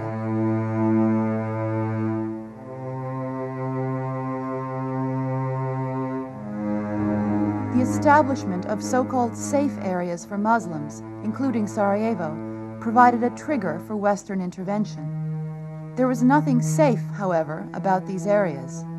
The Serbian residents of these enclaves had already been killed or driven off early in the war. Out of a population of 30,000 Serbs in Bihać, only 1,000 remained, according to reports of the UN High Commissioner for Refugees. Virtually all the Serbs in Gorazde and Srebrenica had been driven off or killed by 1993. Despite the safe zone designation, Muslim civilians could not be protected either, because these enclaves were never demilitarized. Indeed, with weapons smuggled in by Americans, Germans, and Islamic countries, local Muslim militias were encouraged to attack surrounding Serbian villages, to provoke a counter-response from the Serbs. On February 5th, the Markale marketplace exploded, killing 68 people and injuring several hundred others in downtown Sarajevo. As the dead were being carted away for burial, the crucial question was who was responsible for this brutal act of terrorism? If the Serbs were responsible, an American-sponsored UN resolution gave NATO the power to bomb Serbian targets. The U.S. State Department was quick to blame the Serbs. Frankly, it is very hard to believe that any country would do this to its own people, and therefore, although we do not know exactly yet what the facts are, it would seem to us that the Serb and the Bosnian Serbs are the ones that probably have a great deal of responsibility. Nice to see you. Senator Dole put pressure on the Clinton administration to act by declaring the Serbs guilty and visiting the ruined marketplace. But both NATO and UN sources obtained evidence that suggested Muslim forces were behind the explosion. General Charles Boyd, who directed NATO's intelligence, concluded that Muslims had staged the incident to force NATO into bombing the Serbs. Sir Michael Rose, the UN's new commander in Sarajevo, reached a similar conclusion. In the report made public, the UN stated that the mortar shell which exploded in the marketplace could have been the responsibility of either Muslim or Serbian forces. In his book, Balkan Odyssey, Lord Owen writes that a senior ballistics expert in Zagreb had studied the likely trajectory of the shell and indicated the trajectory was, quote, more likely to be 1,100 to 2,000 meters from the impact, and this would tend to indicate that the mortar had been fired from a Bosnian government position. I was in receipt of privileged information, really, and I was not going to reveal what was the suspicion, but what I did want was the UN in New York to come under questioning about who was responsible for the bomb. Owen, who was trying to force Serbs and Muslims to agree on a settlement to demilitarize Sarajevo, suppressed the report. He wrote later that the slightest public hint that the Muslims were involved in the Markala marketplace massacre would have led Bosnian government representatives to boycott the negotiations. NATO airstrikes on Serbs were temporarily avoided, but a public which had been kept in the dark about events at the Markala marketplace was left with the impression that the Serbs were guilty. This was a boon to advocates of intervention. Instead of a negotiated settlement to the Bosnian Civil War, hardline members of the Clinton administration began to prepare for a military solution. Even though nobody who really looked closely at Markala from the UN blamed the Serbs, it was automatically subsumed into Serbian atrocities. Using sticks and carrots, a shotgun marriage was arranged between the Croatian forces and the Bosnian Muslims, known as the Croat Muslim Federation. Croatian President Tudjman was promised that he would have American help in his efforts to seize the predominantly Serbian Krajina region, which was part of the UN-protected area, a bloody operation that was more than a year away. Croatia would also be given de facto control of Western Herzegovina. 2 months after the Markala marketplace explosion, the Bosnian government would have its first success in getting NATO to intervene against Bosnian Serb targets near Gorazde. With help from an American military advisor, Muslim forces launched attacks against 6 Serbian villages around Gorazde. When Serbian forces responded, American television broadcasts portrayed fighting around Gorazde as if it were an unprovoked attack on a safe zone. The Serbs punished Gorazde throughout the day. At one stage, shells were raining down at the rate of 1 every 20 seconds. Shells are now dropping at random into the city center. The hospital has taken direct hits on its roof. There was a dramatic transmission from a ham radio operator supposedly based in Gorazde. Upravo ovog trenutka bolnica se granatira iz 3 pravca, tako da više ne možete izbrojati broj granata koje padaju na bolnicu. Sve okolni objekti oko bolnice, stambeni objekti. U.S. President Bill Clinton and Bosnian government Vice President Eyüp Ganic urged UN Secretary General Boutros Boutros-Ghali to authorize airstrikes against the Bosnian Serbs. NATO airplanes did indeed launch a limited airstrike against Serbian targets. But further airstrikes were called off by Commander Michael Rose, who realized that Muslim forces had manipulated UN agencies with false casualty and damage reports. Instead of 2,000 people injured and 700 people killed, fewer than 200 people were injured. Instead of the hospital being destroyed, only 1 shell had passed through the roof. As he flew by helicopter into Gorazde following the fighting, Rose was asked about U.S. satellite reports that nearly every house in Gorazde was damaged. Yes, practically every house in Gorazde has been damaged, but most of the damage to Gorazde was done in the fighting that had taken place some 2 years before, when the Bosnian government forces drove the Serbs from this town.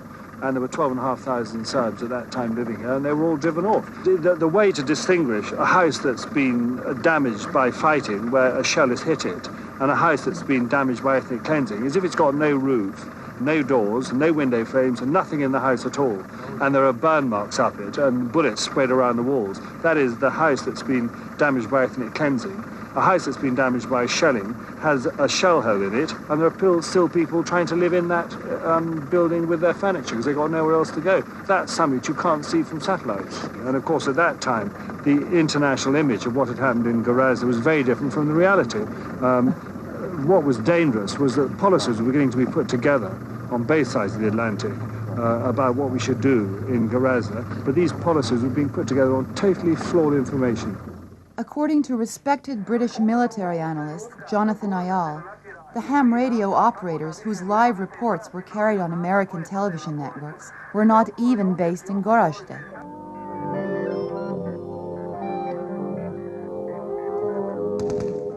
During the first year of the Bosnian War, by all accounts the bloodiest period of the conflict, the Bosnian government placed the number of dead at 17,000.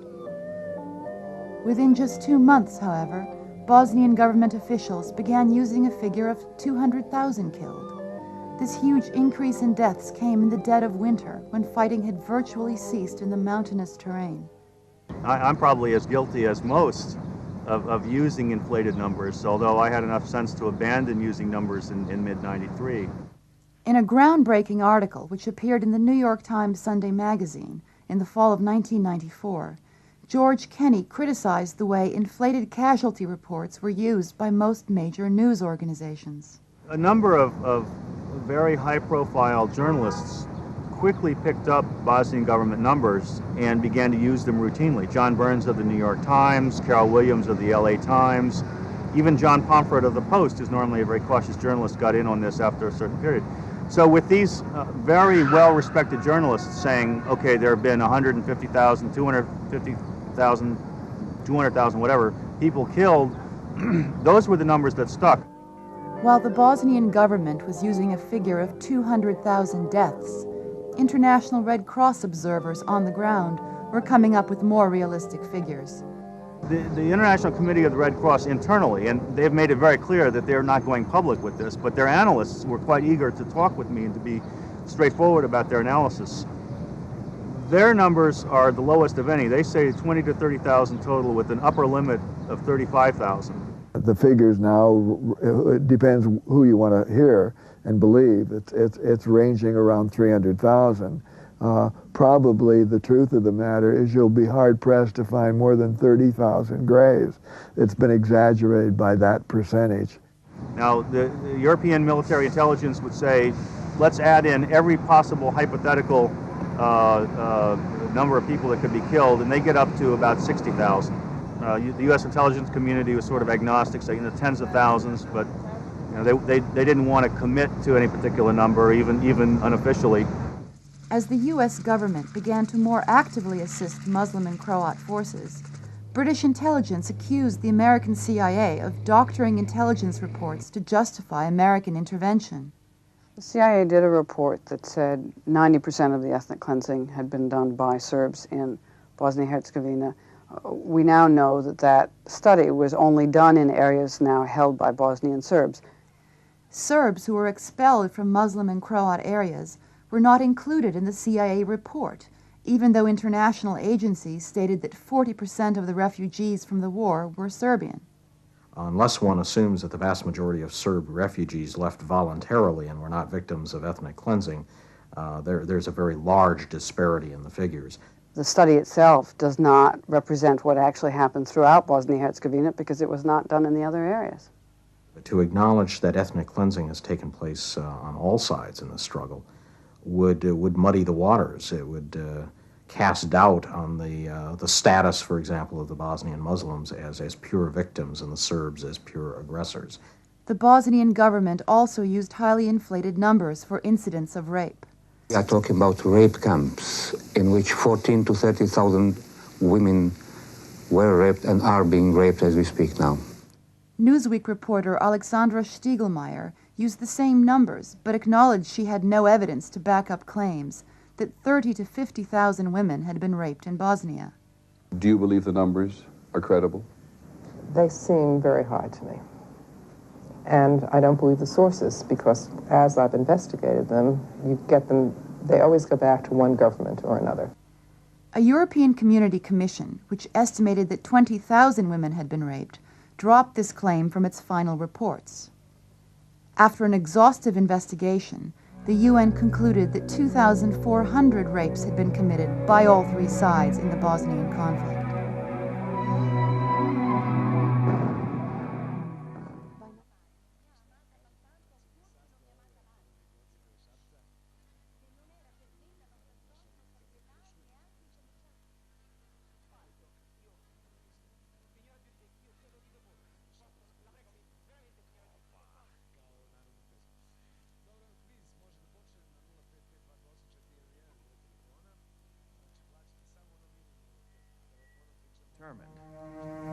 That we should not take sides in this war by becoming a combatant. And we have held firmly to that position, and we plan to continue to hold firmly to that position.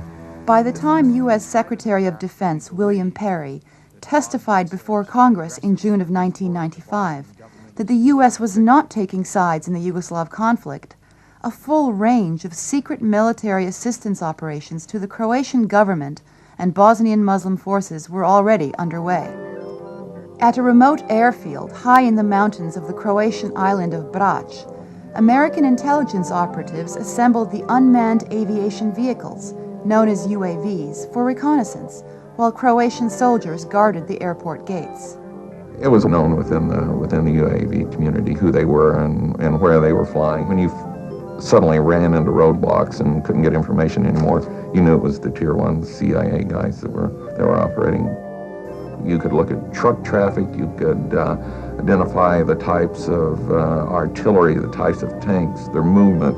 With this kind of information, you could literally analyze to extremely small detail the tactical capability of a force.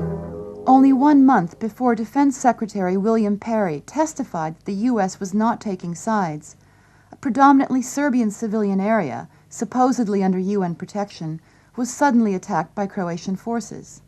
Several UN soldiers were killed in what turned out to be a massacre of the Serbian civilian population of Sector West. Thousands of Serbian refugees fled across the Sava River from Croatia into northern Bosnia. Croatian sources put the number of Serbs killed in the attack at 1,000. Serbian Orthodox Church officials stated that 5,000 civilians were killed.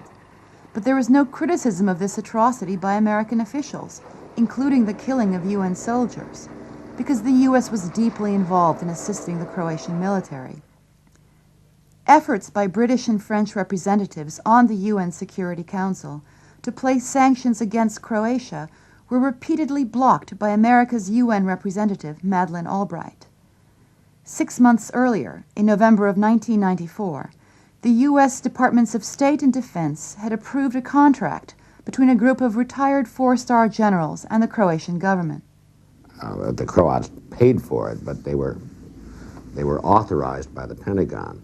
I had constant reports of American officers who were, quote, retired, no longer in active duty, acting as advisors to the Bosnian government's military, acting as advisors to the Croatian military, and they were very active on the ground. The retired generals, described as high-level mercenaries, belonged to a private company known as Military Professional Resources Incorporated, or MPRI. MPRI included such luminaries as Lieutenant General Ed Soyster, former head of the Defense Intelligence Agency, Major General Richard Griffiths, Deputy Chief of Operations in Central Europe, and most importantly, Karl Vono. General Vono and his colleagues at MPRI would be a major asset to the Croatian army in its efforts to forcibly expel the ethnic Serbian population from the Krajina, which was technically under UN protection in sectors north and south. But the destruction of Sector West, a UN-protected area for ethnic Serbs, would have consequences in nearby Bosnia.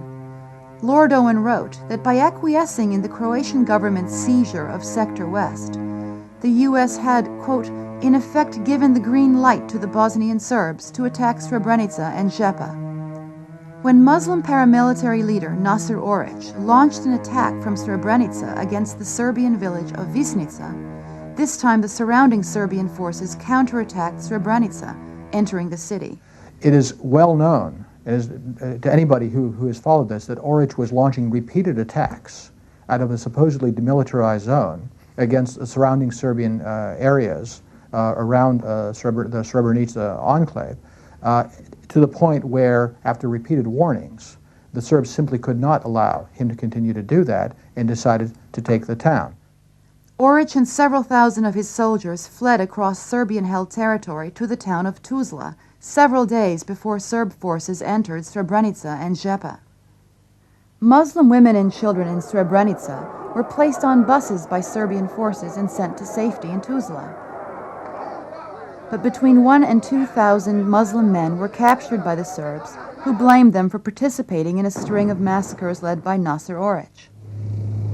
A Croatian soldier, who claims to have fought with the Bosnian Serbs, testified at The Hague that he took part in the execution of 1,200 Muslims, although the number of bodies recovered from the site was 200.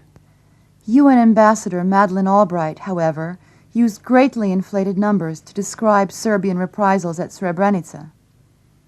According to the International Committee of the Red Cross, thousands of Muslim men, allegedly missing, were found serving in Muslim army units near Tuzla. Washington Post reporter John Pomfret reported that 4,000 armed Muslim soldiers had escaped to a town near Tuzla. Yet these same soldiers were still being included in official reports years later as missing Muslims from Srebrenica. Secretary Albright in particular was very insistent on using such numbers like 8,000, 10,000 Muslim men and boys who were executed in Srebrenica by the Serbs.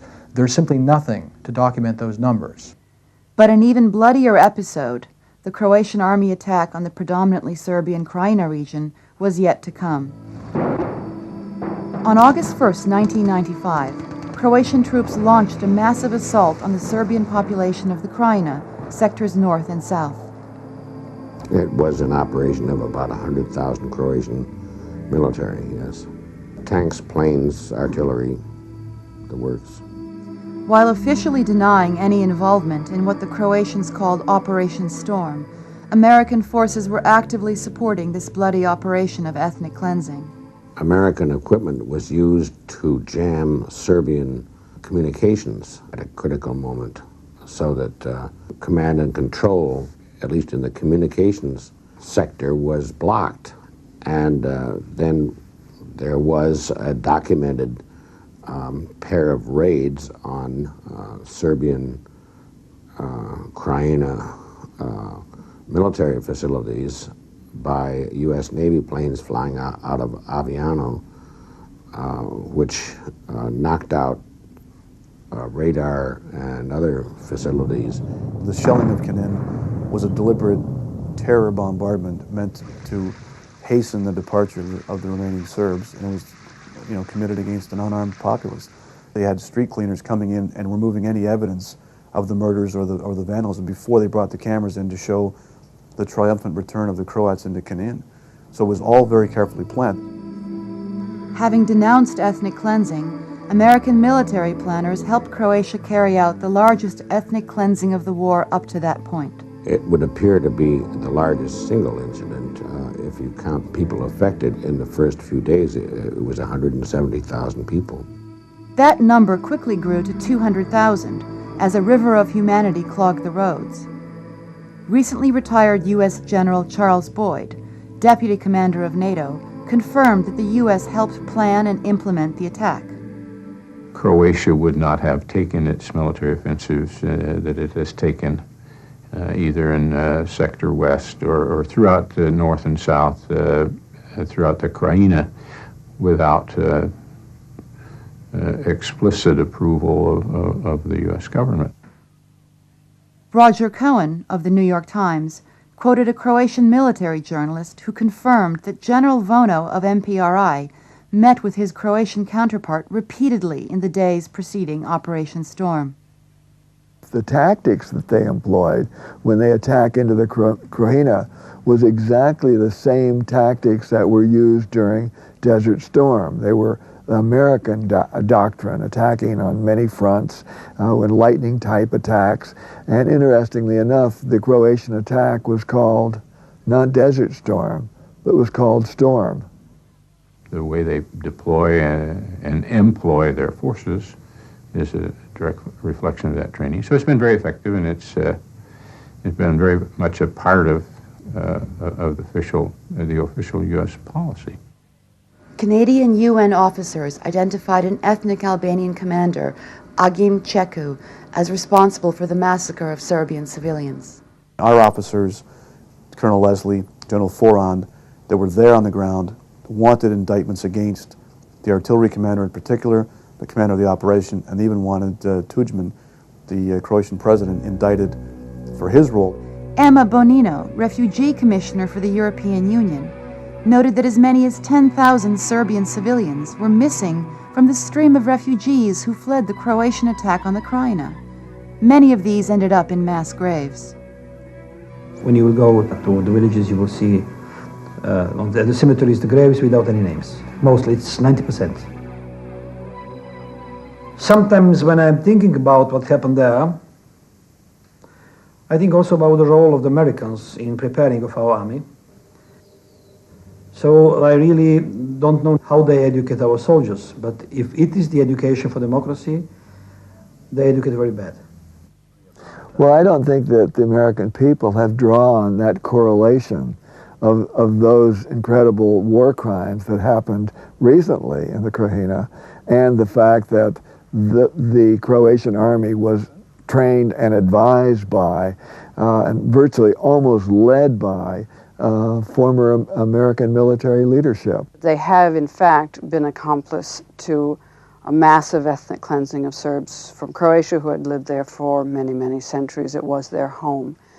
I think we need to step back and be representative of principle because we not only deny our own principles that way, but we create more problems than we solve. 3 State Department sources told former New York Times reporter David Binder that the green light to undertake Operation Storm came from U.S. envoy Richard Holbrooke, who flew to Zagreb to meet with Croatian President Franjo Tudjman 2 days before the attack. At first, Holbrooke insisted that he tried to prevent Operation Storm, but in his memoir of the Dayton negotiations, Holbrooke acknowledged that he encouraged Operation Storm, which drove ethnic Serbs from their homes in the Krajina. Read Holbrooke's memoirs. He writes he was encouraging the Croatian government in every way he could to move fast and hard to get them out. Having blocked UN and European peace agreements to end the fighting in Bosnia, the Clinton administration encouraged a joint military offensive by Muslim and Croat forces in western Bosnia. Like Operation Storm, the offensive was designed to force Serbian civilians from their homes, the very ethnic cleansing the administration had once denounced. In his book, To End a War, Richard Holbrooke writes that he even advised Croatian forces which Bosnian Serb cities to attack. Those attacks produced nearly as many refugees as Operation Storm and an unknown number of mass graves in western Bosnia. The following year, after the Dayton Accords were signed, a mass grave of Serbian civilians at Mrkonjić Grad was unearthed. At the time of its discovery in 1996, it was the largest mass grave the war had produced in Bosnia. With Muslims and Croats on the offensive in Bosnia during the summer and fall of 1995, the U.S. military began to intervene openly against the Serbs. All that was needed was an incident in one of the safe zones. On August 28, 1995, yet another explosion occurred in the Markale marketplace in Sarajevo, killing scores of innocents and providing a pretext for NATO bombing. According to the London Times, French and British investigators determined that the shell came from Muslim-held positions in Sarajevo, but this time an American officer overruled their finding.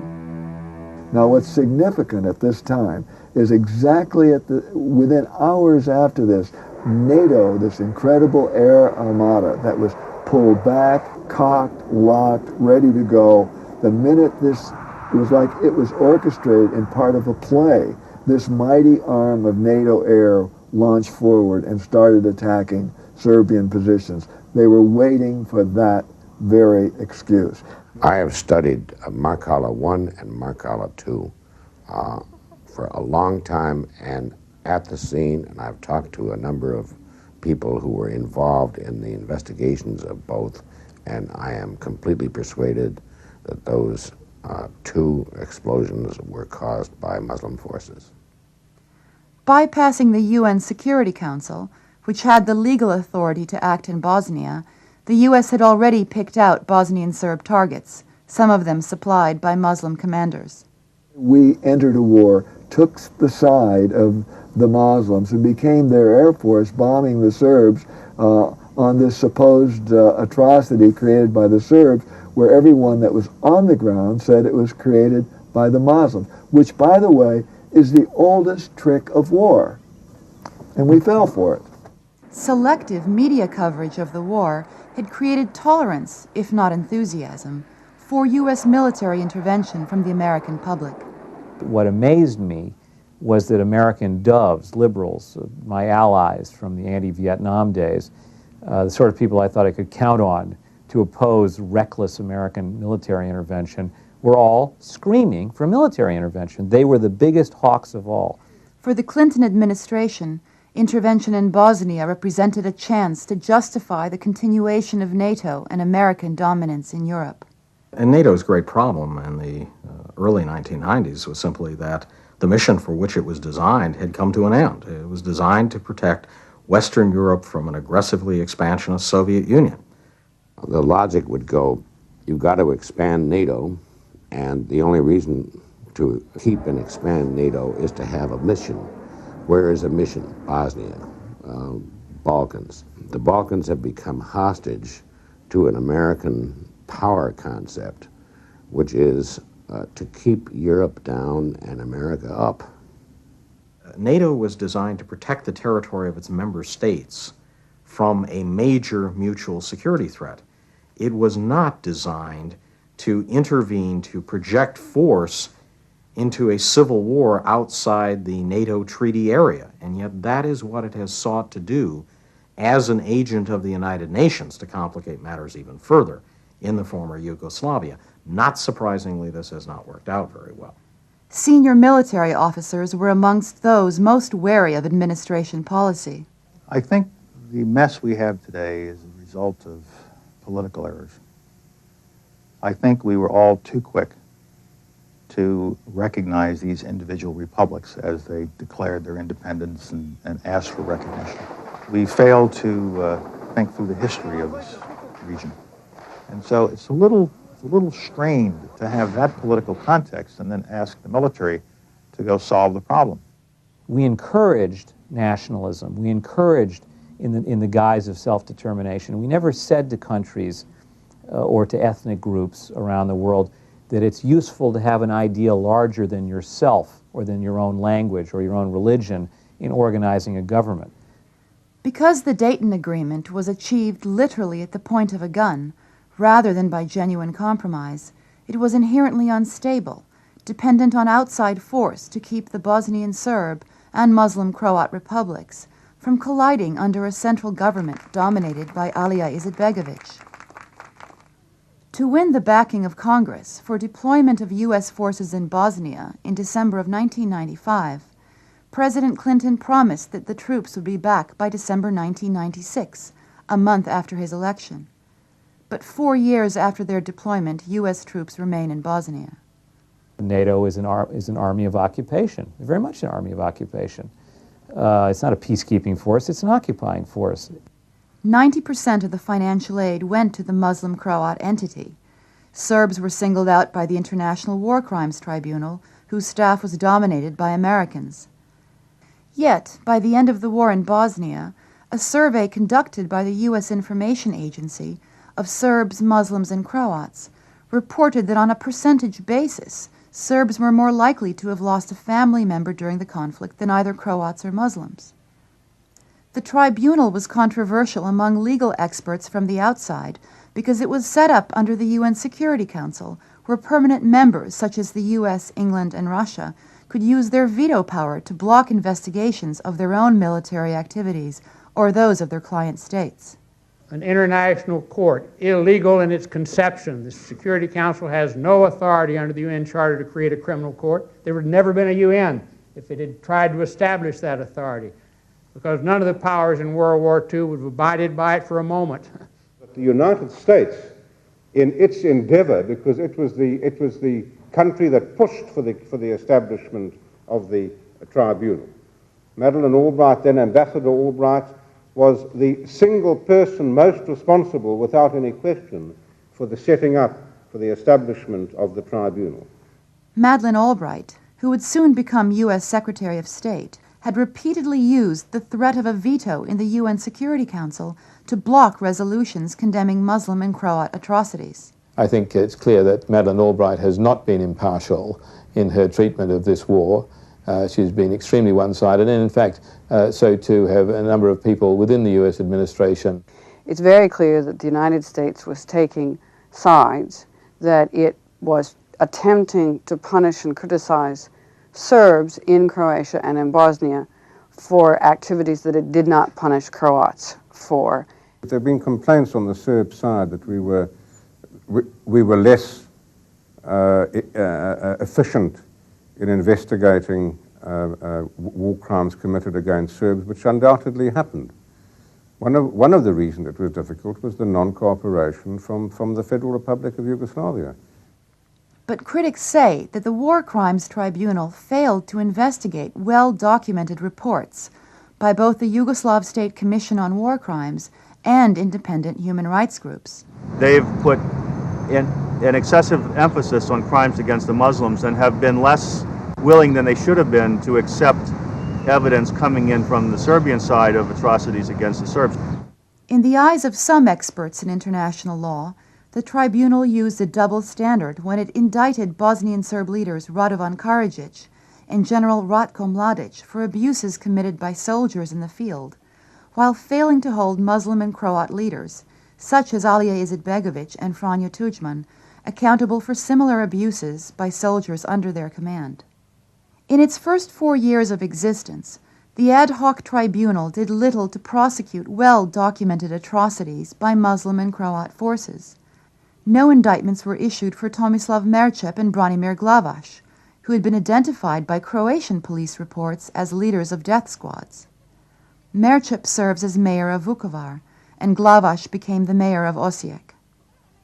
Nasser Oric, the Muslim paramilitary leader who initiated the cycle of violence and retribution around Srebrenica, now runs a disco in Tuzla. In March of 1999, investigators for the tribunal recommended indictments for 3 generals who, 4 years earlier, had planned the bloody Operation Storm. But no indictments were issued against the American generals who advised them. According to New York Times reporter Raymond Bonner, the Pentagon refused to provide crucial evidence, aerial photos related to the targeting of Serbian civilians in the town of Knin.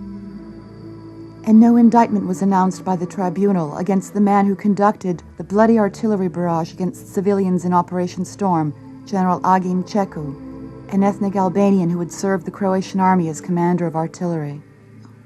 Ceku, who was linked to other bloody massacres in Krajina, would soon take a leading role in a new conflict, a war in the Serbian province of Kosovo.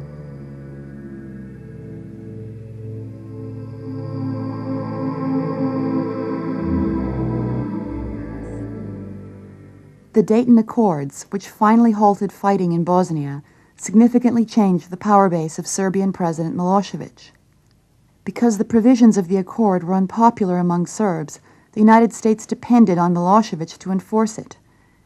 In turn, because of his increasing unpopularity in Serbia, Milosevic looked to his new working relationship with the United States to bolster his stature. This was the first time the Americans were overtly getting involved into the whole Bosnia Balkan situation, putting forward their troops in NATO into the region. They wanted it to work, and at the same time, the Serbs at home deeply resented Milosevic's policies. It had cost them West Slavonia, it cost them the Krajina, it cost them a third of Bosnia. They had thousands of soldiers and citizens dead. Their economy was in ruins. They had the sanctions against them, and they blamed Milosevic, who had proclaimed he could protect them or would do great things for them. Of course, he'd been defeated, and they were protesting in the hundreds of thousands in the streets against his leadership and against his presidency.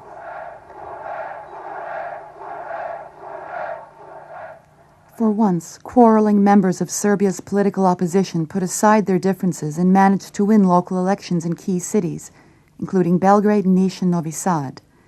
They were ready to take on Milosevic in the upcoming campaign for the presidency of Serbia. And at that time, they were looking eagerly for some sort of sign from the Americans to be able to push this over the edge, and they didn't get it. In fact, unlike European governments which were shunning Milosevic, the U.S. sent 2 high-level missions to help bolster his stature as the guarantor of the Dayton Accords. Both Madeleine Albright, who had been promoted to Secretary of State, and Richard Holbrooke made official visits to Milosevic in Belgrade. When Milosevic manipulated election rules to guarantee his re-election, the opposition called a boycott. Richard Holbrooke, however, denounced the boycott, and eventually it fizzled. It was not the first time Milosevic used his presumed adversaries to help him maintain power. As early as 1992, during the Bosnian conflict, the U.S. cleared the way for Milan Panic, an American businessman of Yugoslav origin, to serve as Yugoslav Prime Minister. As Prime Minister, Panic quickly offered major concessions on policies towards the Bosnian conflict and began a dialogue with moderate Kosovo-Albanian leader Ibrahim Rugova. When Panic decided to challenge Milosevic for the presidency of Serbia, however, the Kosovo Albanians, who held the balance of power, continued to boycott Serbian elections, which left Milosevic in power, a convenient adversary in their goal of a separate state for Kosovo. But democracy in Serbia would be set back again, and Albanian moderates such as Rugova would soon lose out to an increasingly violent organization known as the KLA. The German Secret Service played a very important role later in supporting the terrorist groups in Serbia. German BND operatives trained KLA troops, picked their officers, and provided them with an arsenal of ammunition. In April of 1996, the KLA announced itself to the world through a series of assassinations of civilians and police in Kosovo. Inside Kosovo, they clearly represented a modest-sized minority. I would estimate no more than 15 to 20% of the Kosovo Albanians supported the KLA. But they have international roots in Europe and America as well as in Albania, and over the years had developed funding, gathered arms, and they were not necessarily just attacking Serb police. They were killing civilian Albanians who did not support independence. They may have supported the government, or they may have supported Mr. Rugova's pacifist faction. They also were terrorizing the other ethnic minorities of Kosovo, the Gypsies, the Turks, the Gorani, Slavic Muslims, and others. They did this before the war, during the NATO air war, and they've been doing it again since the air war, nonstop. After 2 years of terrorist incidents, the KLA was able to draw an armed response from the Milosevic government against KLA strongholds. As in the previous Yugoslav conflicts, the UN High Commissioner on Human Rights would later report that human rights abuses were widespread on all sides, but both the media coverage and U.S. government spokespersons focused their criticism on the Milosevic government. It is clear that no matter who was in government, the nature of this terrorist war conducted by the KLA was guaranteed to generate a strong police reaction. Ruder Finn, which had profited handsomely by its wartime experience with Croatia and Bosnia-Herzegovina, was chosen to handle public relations for the Kosovo Albanians. By the middle of 1998, as NATO approached its 50th anniversary without a clear direction or adversary, U.S. Secretary of State Madeleine Albright was reported to be eager for a confrontation with Milosevic. She pressed President Clinton to bomb the Serbs. So many of these decisions are driven by personalities and by the power struggles that go on within bureaucracies. Madeleine Albright, who obviously is the first woman Secretary of State, sees herself in a role where she has to be remembered as being tough. As Madeleine Albright has said, if you've got all the military power, why not use it? If you can bomb and force people to do what you want them to do, why spend months of delicate diplomatic negotiation? Instead, President Clinton sent Richard Holbrooke to meet with Slobodan Milosevic and leaders of the KLA, whom U.S. envoy Robert Gelbard had described as terrorists only a year previously. Under a demilitarization agreement, the OSCE, or Organization for Security and Cooperation in Europe, was assigned to monitor the agreement.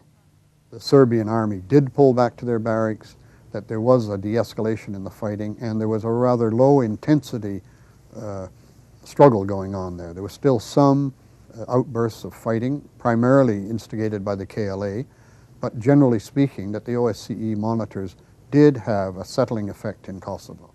We had the opportunity, imperfect as it was, to work and to monitor and to seek a rational, logical, civil solution to the problems and the grievances within Kosovo.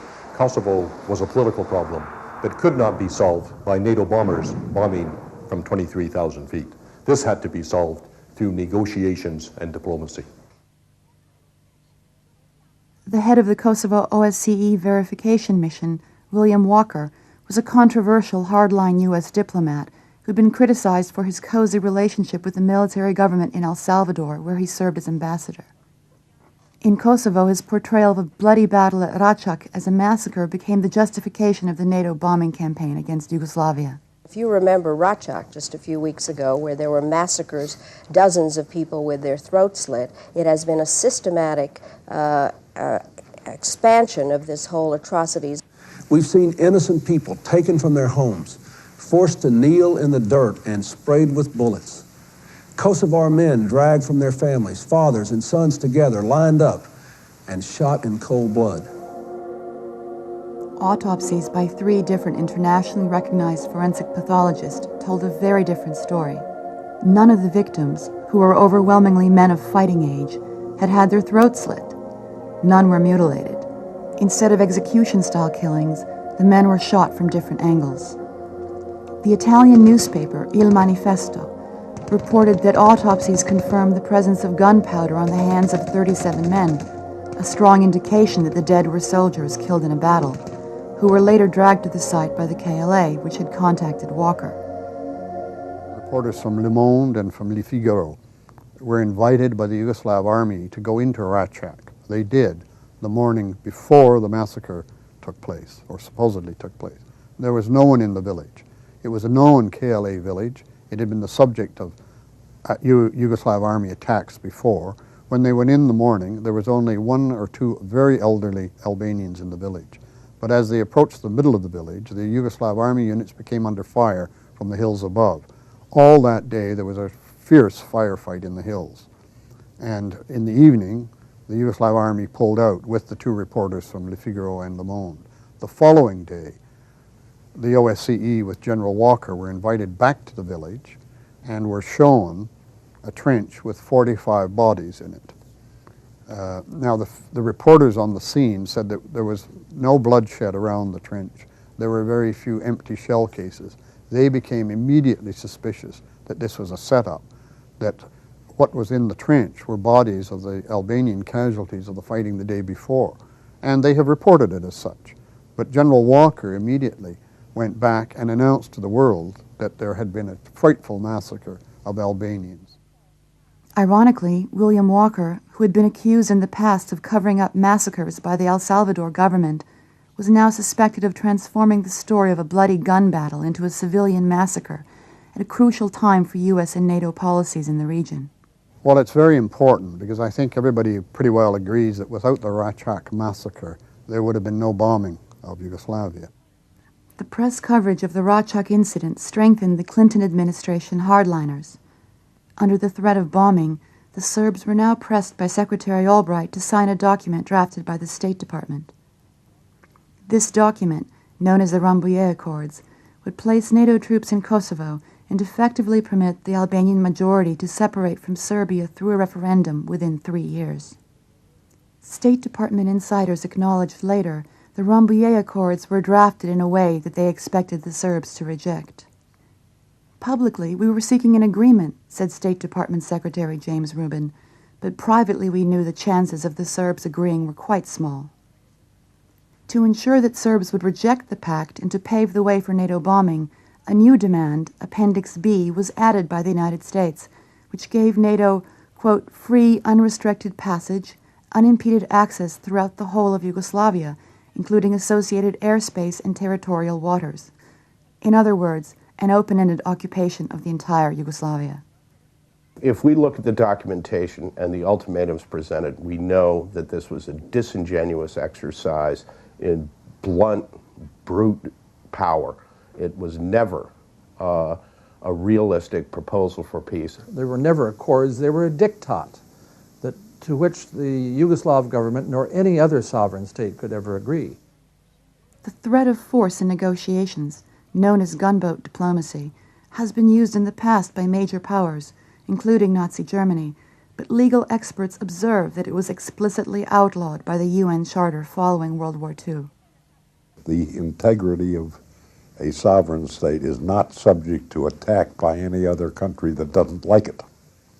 You can't threaten it, you can't attack it. The launching of that kind of attack is aggressive war. My fellow Americans, today our armed forces joined our NATO allies in airstrikes against Serbian forces responsible for the brutality in Kosovo. We have acted with resolve. By acting now, we are upholding our values, protecting our interests, and advancing the cause of peace.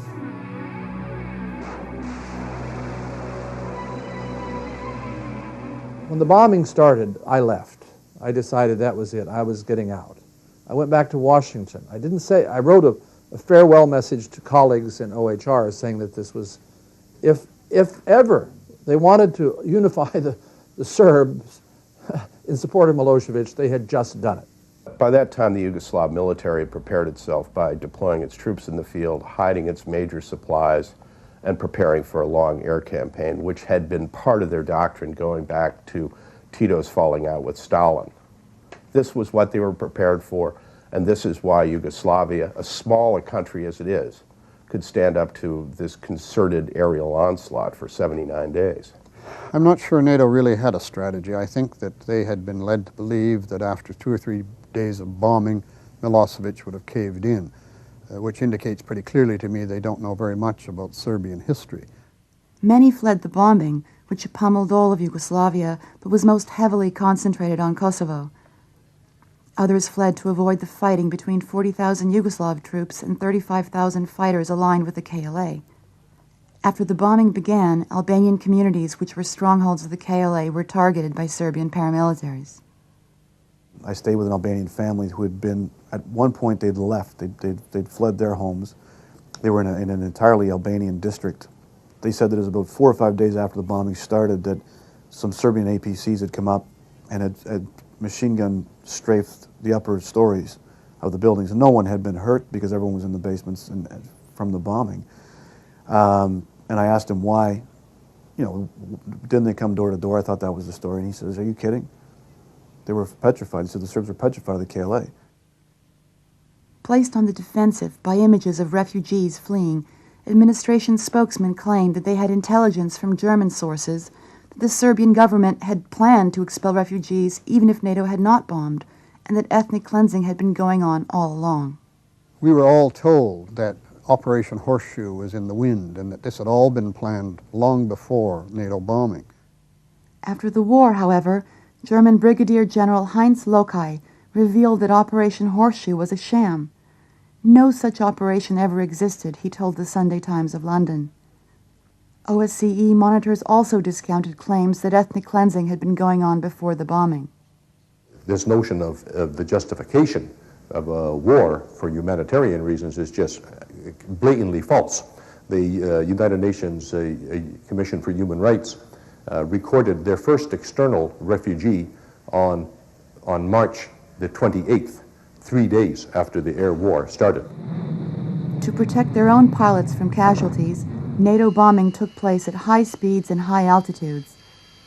This politically motivated strategy posed little threat to the Yugoslav military, but NATO bombs dropped from high altitudes would kill hundreds of civilians, including Albanian refugees in Đakovica and Korisha. At first, the U.S. Department of Defense tried to blame the Serbs, but reporters on the scene found cluster bomb fragments with British markings. The claim that NATO was targeting only military facilities was one of many falsehoods that were used to build public support for the bombing campaign. They ran out of military targets within the first couple of weeks. And I mean, this is now common knowledge that NATO indeed expanded their targets to stage 3, which was civilian targets. They ran out of targets. Otherwise, they wouldn't have been hitting little bridges across rivers in Serbia on a Sunday afternoon or hitting marketplaces in Niš. The plan was to first put pressure on the population, and second, to destroy Yugoslav economy so deeply, so intensively, that Yugoslavia would have to bear for a long period of time to recover, and that it could recover only on the help from outside. NATO bombs and missiles struck the foundations of the country's economy, destroying petroleum refineries and chemical and heating plants. These attacks left a trail of environmental devastation. The use of cluster bombs dropped from high altitudes in civilian areas had devastating consequences in population centers such as Niš in southern Serbia and Pristina, the capital of Kosovo. I mean, I know there was a proliferation of cluster bombs used against Pristina, and there was all kinds of these empty casings that showed still clearly the American markings. Scores of schools, hospitals, and apartment buildings were hit in what NATO described as accidents of war, but which were the predictable result of NATO's strategy of high-altitude bombing. Military experts say the methodic destruction by NATO bombs of a full passenger train clearly crossed the line between legal and illegal warfare. The pilot had hit the wiring, which had immobilized the train, so it was a sitting duck, made a second pass, and it deliberately attacked the jammed passenger cars and basically murdered unarmed people. They weren't just targeting his military targets. When they're starting to take out police buildings in Belgrade, Foreign Affairs Ministry in Belgrade, the TV stations. 16 people were killed when the Radio and TV Serbia television station was struck by NATO cruise missiles. They killed several technicians and cameramen and a makeup artist. Her hands were found over 100 yards away in a park. 2 people there, and this was late at night, were vaporized. None of their remains have ever been found. A variety of reasons were given for destroying the civilian target, but NATO officials were clearly concerned when Radio and Television Serbia permitted international news media, such as CNN and CBS, to broadcast images of other civilian casualties to the U.S. and NATO countries. When they began to make journalists a legitimate target, it became, truly an information war. It was after that bomb that Yugoslavia allowed more reporters in and started to get more of the story out from its point of view. But it's also after that bombing that the International Criminal Tribunal issued its war crimes indictments against Mr. Milosevic and other key officials in the government. Although the Ad Hoc War Crimes Tribunal is prohibited from taking instructions from individual governments, following a meeting with President Clinton, the tribunal's prosecutor, Louise Arbour, announced an indictment against President Milosevic and his military leaders. The timing of the indictment was controversial because the war still raged and there was little opportunity to gather reliable evidence. The whole act was a very political one because nobody really could expect that Milosevic could be brought before a court. So it was nothing else than propaganda again, and to enhance the pressure on Yugoslavia and to influence public opinion. It will help to deter future war crimes by establishing that those who give orders will be held accountable. Would NATO leaders also be held accountable for violations of international law? Amnesty International, Human Rights Watch, and the UN High Commissioner on Human Rights charged that NATO bombing had violated international law. According to Human Rights Watch, at least half the 500 civilian deaths attributed to NATO bombing could be considered war crimes. The attack by a coalition of parties led by the United States, to me, is outright aggression. The Yugoslavs, the Serbs in particular, did not attack any NATO country whatever and didn't threaten any of them. They decided they were going to change policies in Yugoslavia and did it by military means. That is the first war crime. Second, in the bombing, although they were fairly cautious for the first couple days in the targets they selected, ultimately they selected widespread non-military targets. But the ad hoc Yugoslavia Tribunal, largely funded and staffed by NATO countries, failed to conduct a formal investigation of NATO actions. Carla Del Ponte, the current prosecutor at the International Criminal Tribunal, has been forced to review some evidence and has come out with a finding that dismisses any further investigations for now. But the pressure has not been concerted because, again, this was a conspiracy of 19 NATO governments to bomb. And those governments are very like-minded. They know they have violated international law, but as long as they all stick together, they can maintain the appearance that they were doing this for truth and justice. Bombs aside, the NATO war on Yugoslavia was also a war of words and numbers. I think there's no doubt that our political leaders lied to us. President Clinton, Prime Minister Tony Blair were all talking about genocide taking place in Kosovo. Even by NATO's own figures, prior to the bombing, they estimated that there were a total of 2,000 casualties in Kosovo, Serbs and Albanians, which isn't, unfortunately, when we're talking figures of people being killed, they're all bad, but 2,000 is a pretty low intensity figure. The exaggeration of the figures continued during the war as a justification for the bombing. We had a soccer stadium story right at the end of March, about the 30th or 31st. It was alleged that 100,000 Albanian men were already missing and that they'd been jammed by the thousands into the soccer stadium at Pristina. And a variation of the story reported over 5,000 in another soccer stadium in Peć. An Agence France Presse reporter who managed to stay in Yugoslavia actually went the following day to the Pristina soccer stadium, found the infield grass in perfect condition, found the lone caretaker there who confirmed, of course, the place had been empty since before the bombing began. NATO spokespersons announced that Albanian moderate Ibrahim Rugova and 4 other top Albanian officials had been executed by the Serbs. Reliable sources report that, and you'll have to excuse my pronunciation, Firmi Agani, a member of the Kosovo Albanian delegation at Rambui, principal Rugova advisor and peace negotiator over much of the past year, was executed on Sunday. All were still alive, however. Rugova was soon shown on Serbian television in discussions with Serbian President Milosevic. The Western public were told that we were bombing in the name of humanity, that we had to stop genocide. But after the Serb army pulled out of Kosovo and the forensic teams were the first to rush in, there have been very few bodies found. We'll never know how many people were killed, but the figures that NATO announced were highly exaggerated. Instead of 100,000 dead or missing, after more than a year of digging later, the War Crimes Tribunal found 2,108 bodies, which included combatants and Serbs as well as Kosovar Albanians. Moreover, the total missing, according to the International Committee of the Red Cross, is 3,368, a number which includes all ethnic groups in Kosovo. NATO's intervention ended in June with Kosovo under nominal control of the UN, terms that the Serbs had been willing to give them before the brutal bombing campaign began. The United States was looking to punish Yugoslavia, was looking, I believe, to complete the process of wresting Kosovo away.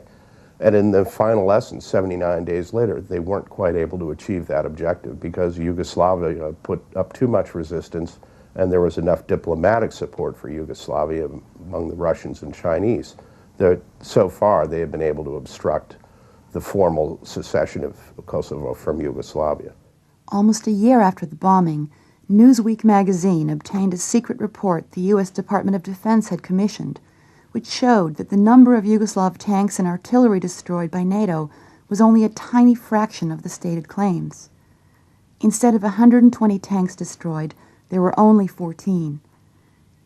Instead of 450 artillery pieces destroyed, there were only 20. Newsweek reporters John Barry and Evan Thomas stated that NATO had been, quote, terror bombing civilians. Air power, they noted, was effective in the Kosovo War not against military targets, but against civilian ones.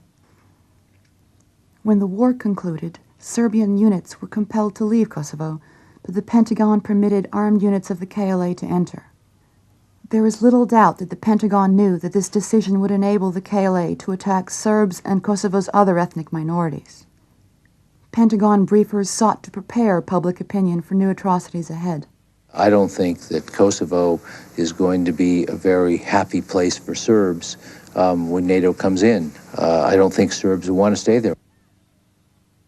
I mean, I fled with Serbian refugees out of Pristina, so I know the terror that they felt. I was on a bus that ran the gauntlet of jeering Albanians. There was 700 or 800 of them that stoned the bus in full view of the British troops, who made no attempt to intervene whatsoever.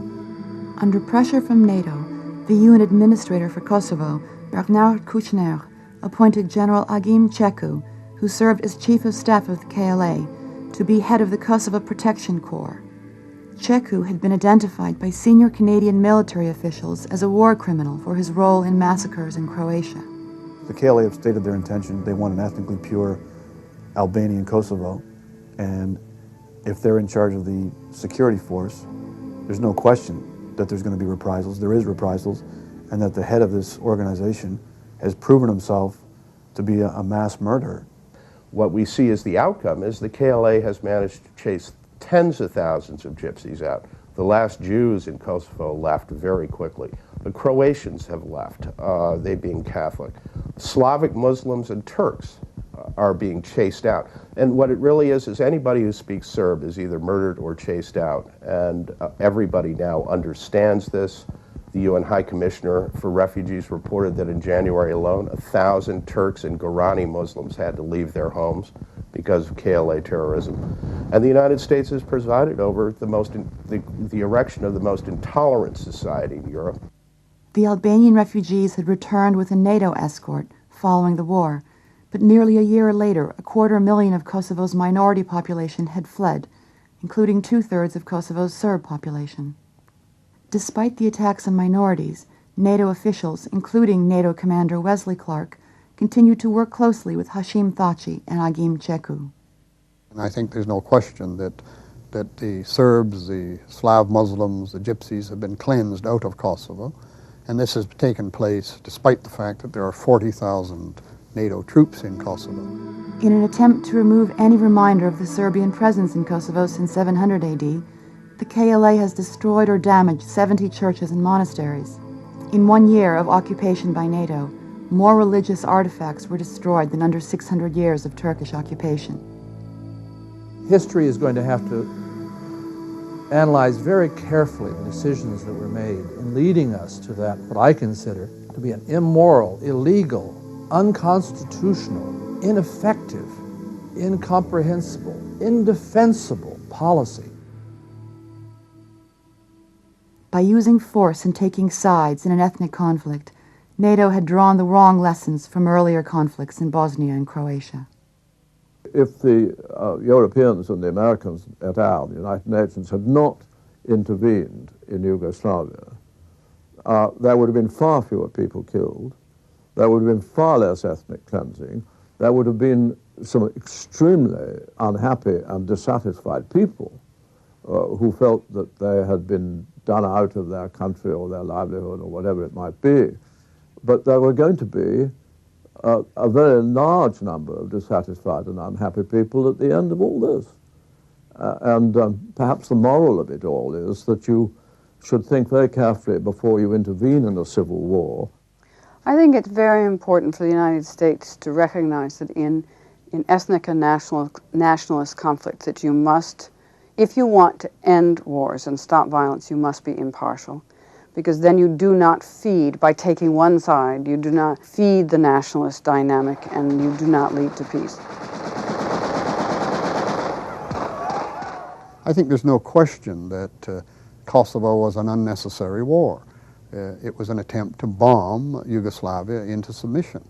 And I think that's what should be of concern to all people of the world these days, that we have the United States as a very powerful military force that no longer sees diplomacy and negotiation as worth their while.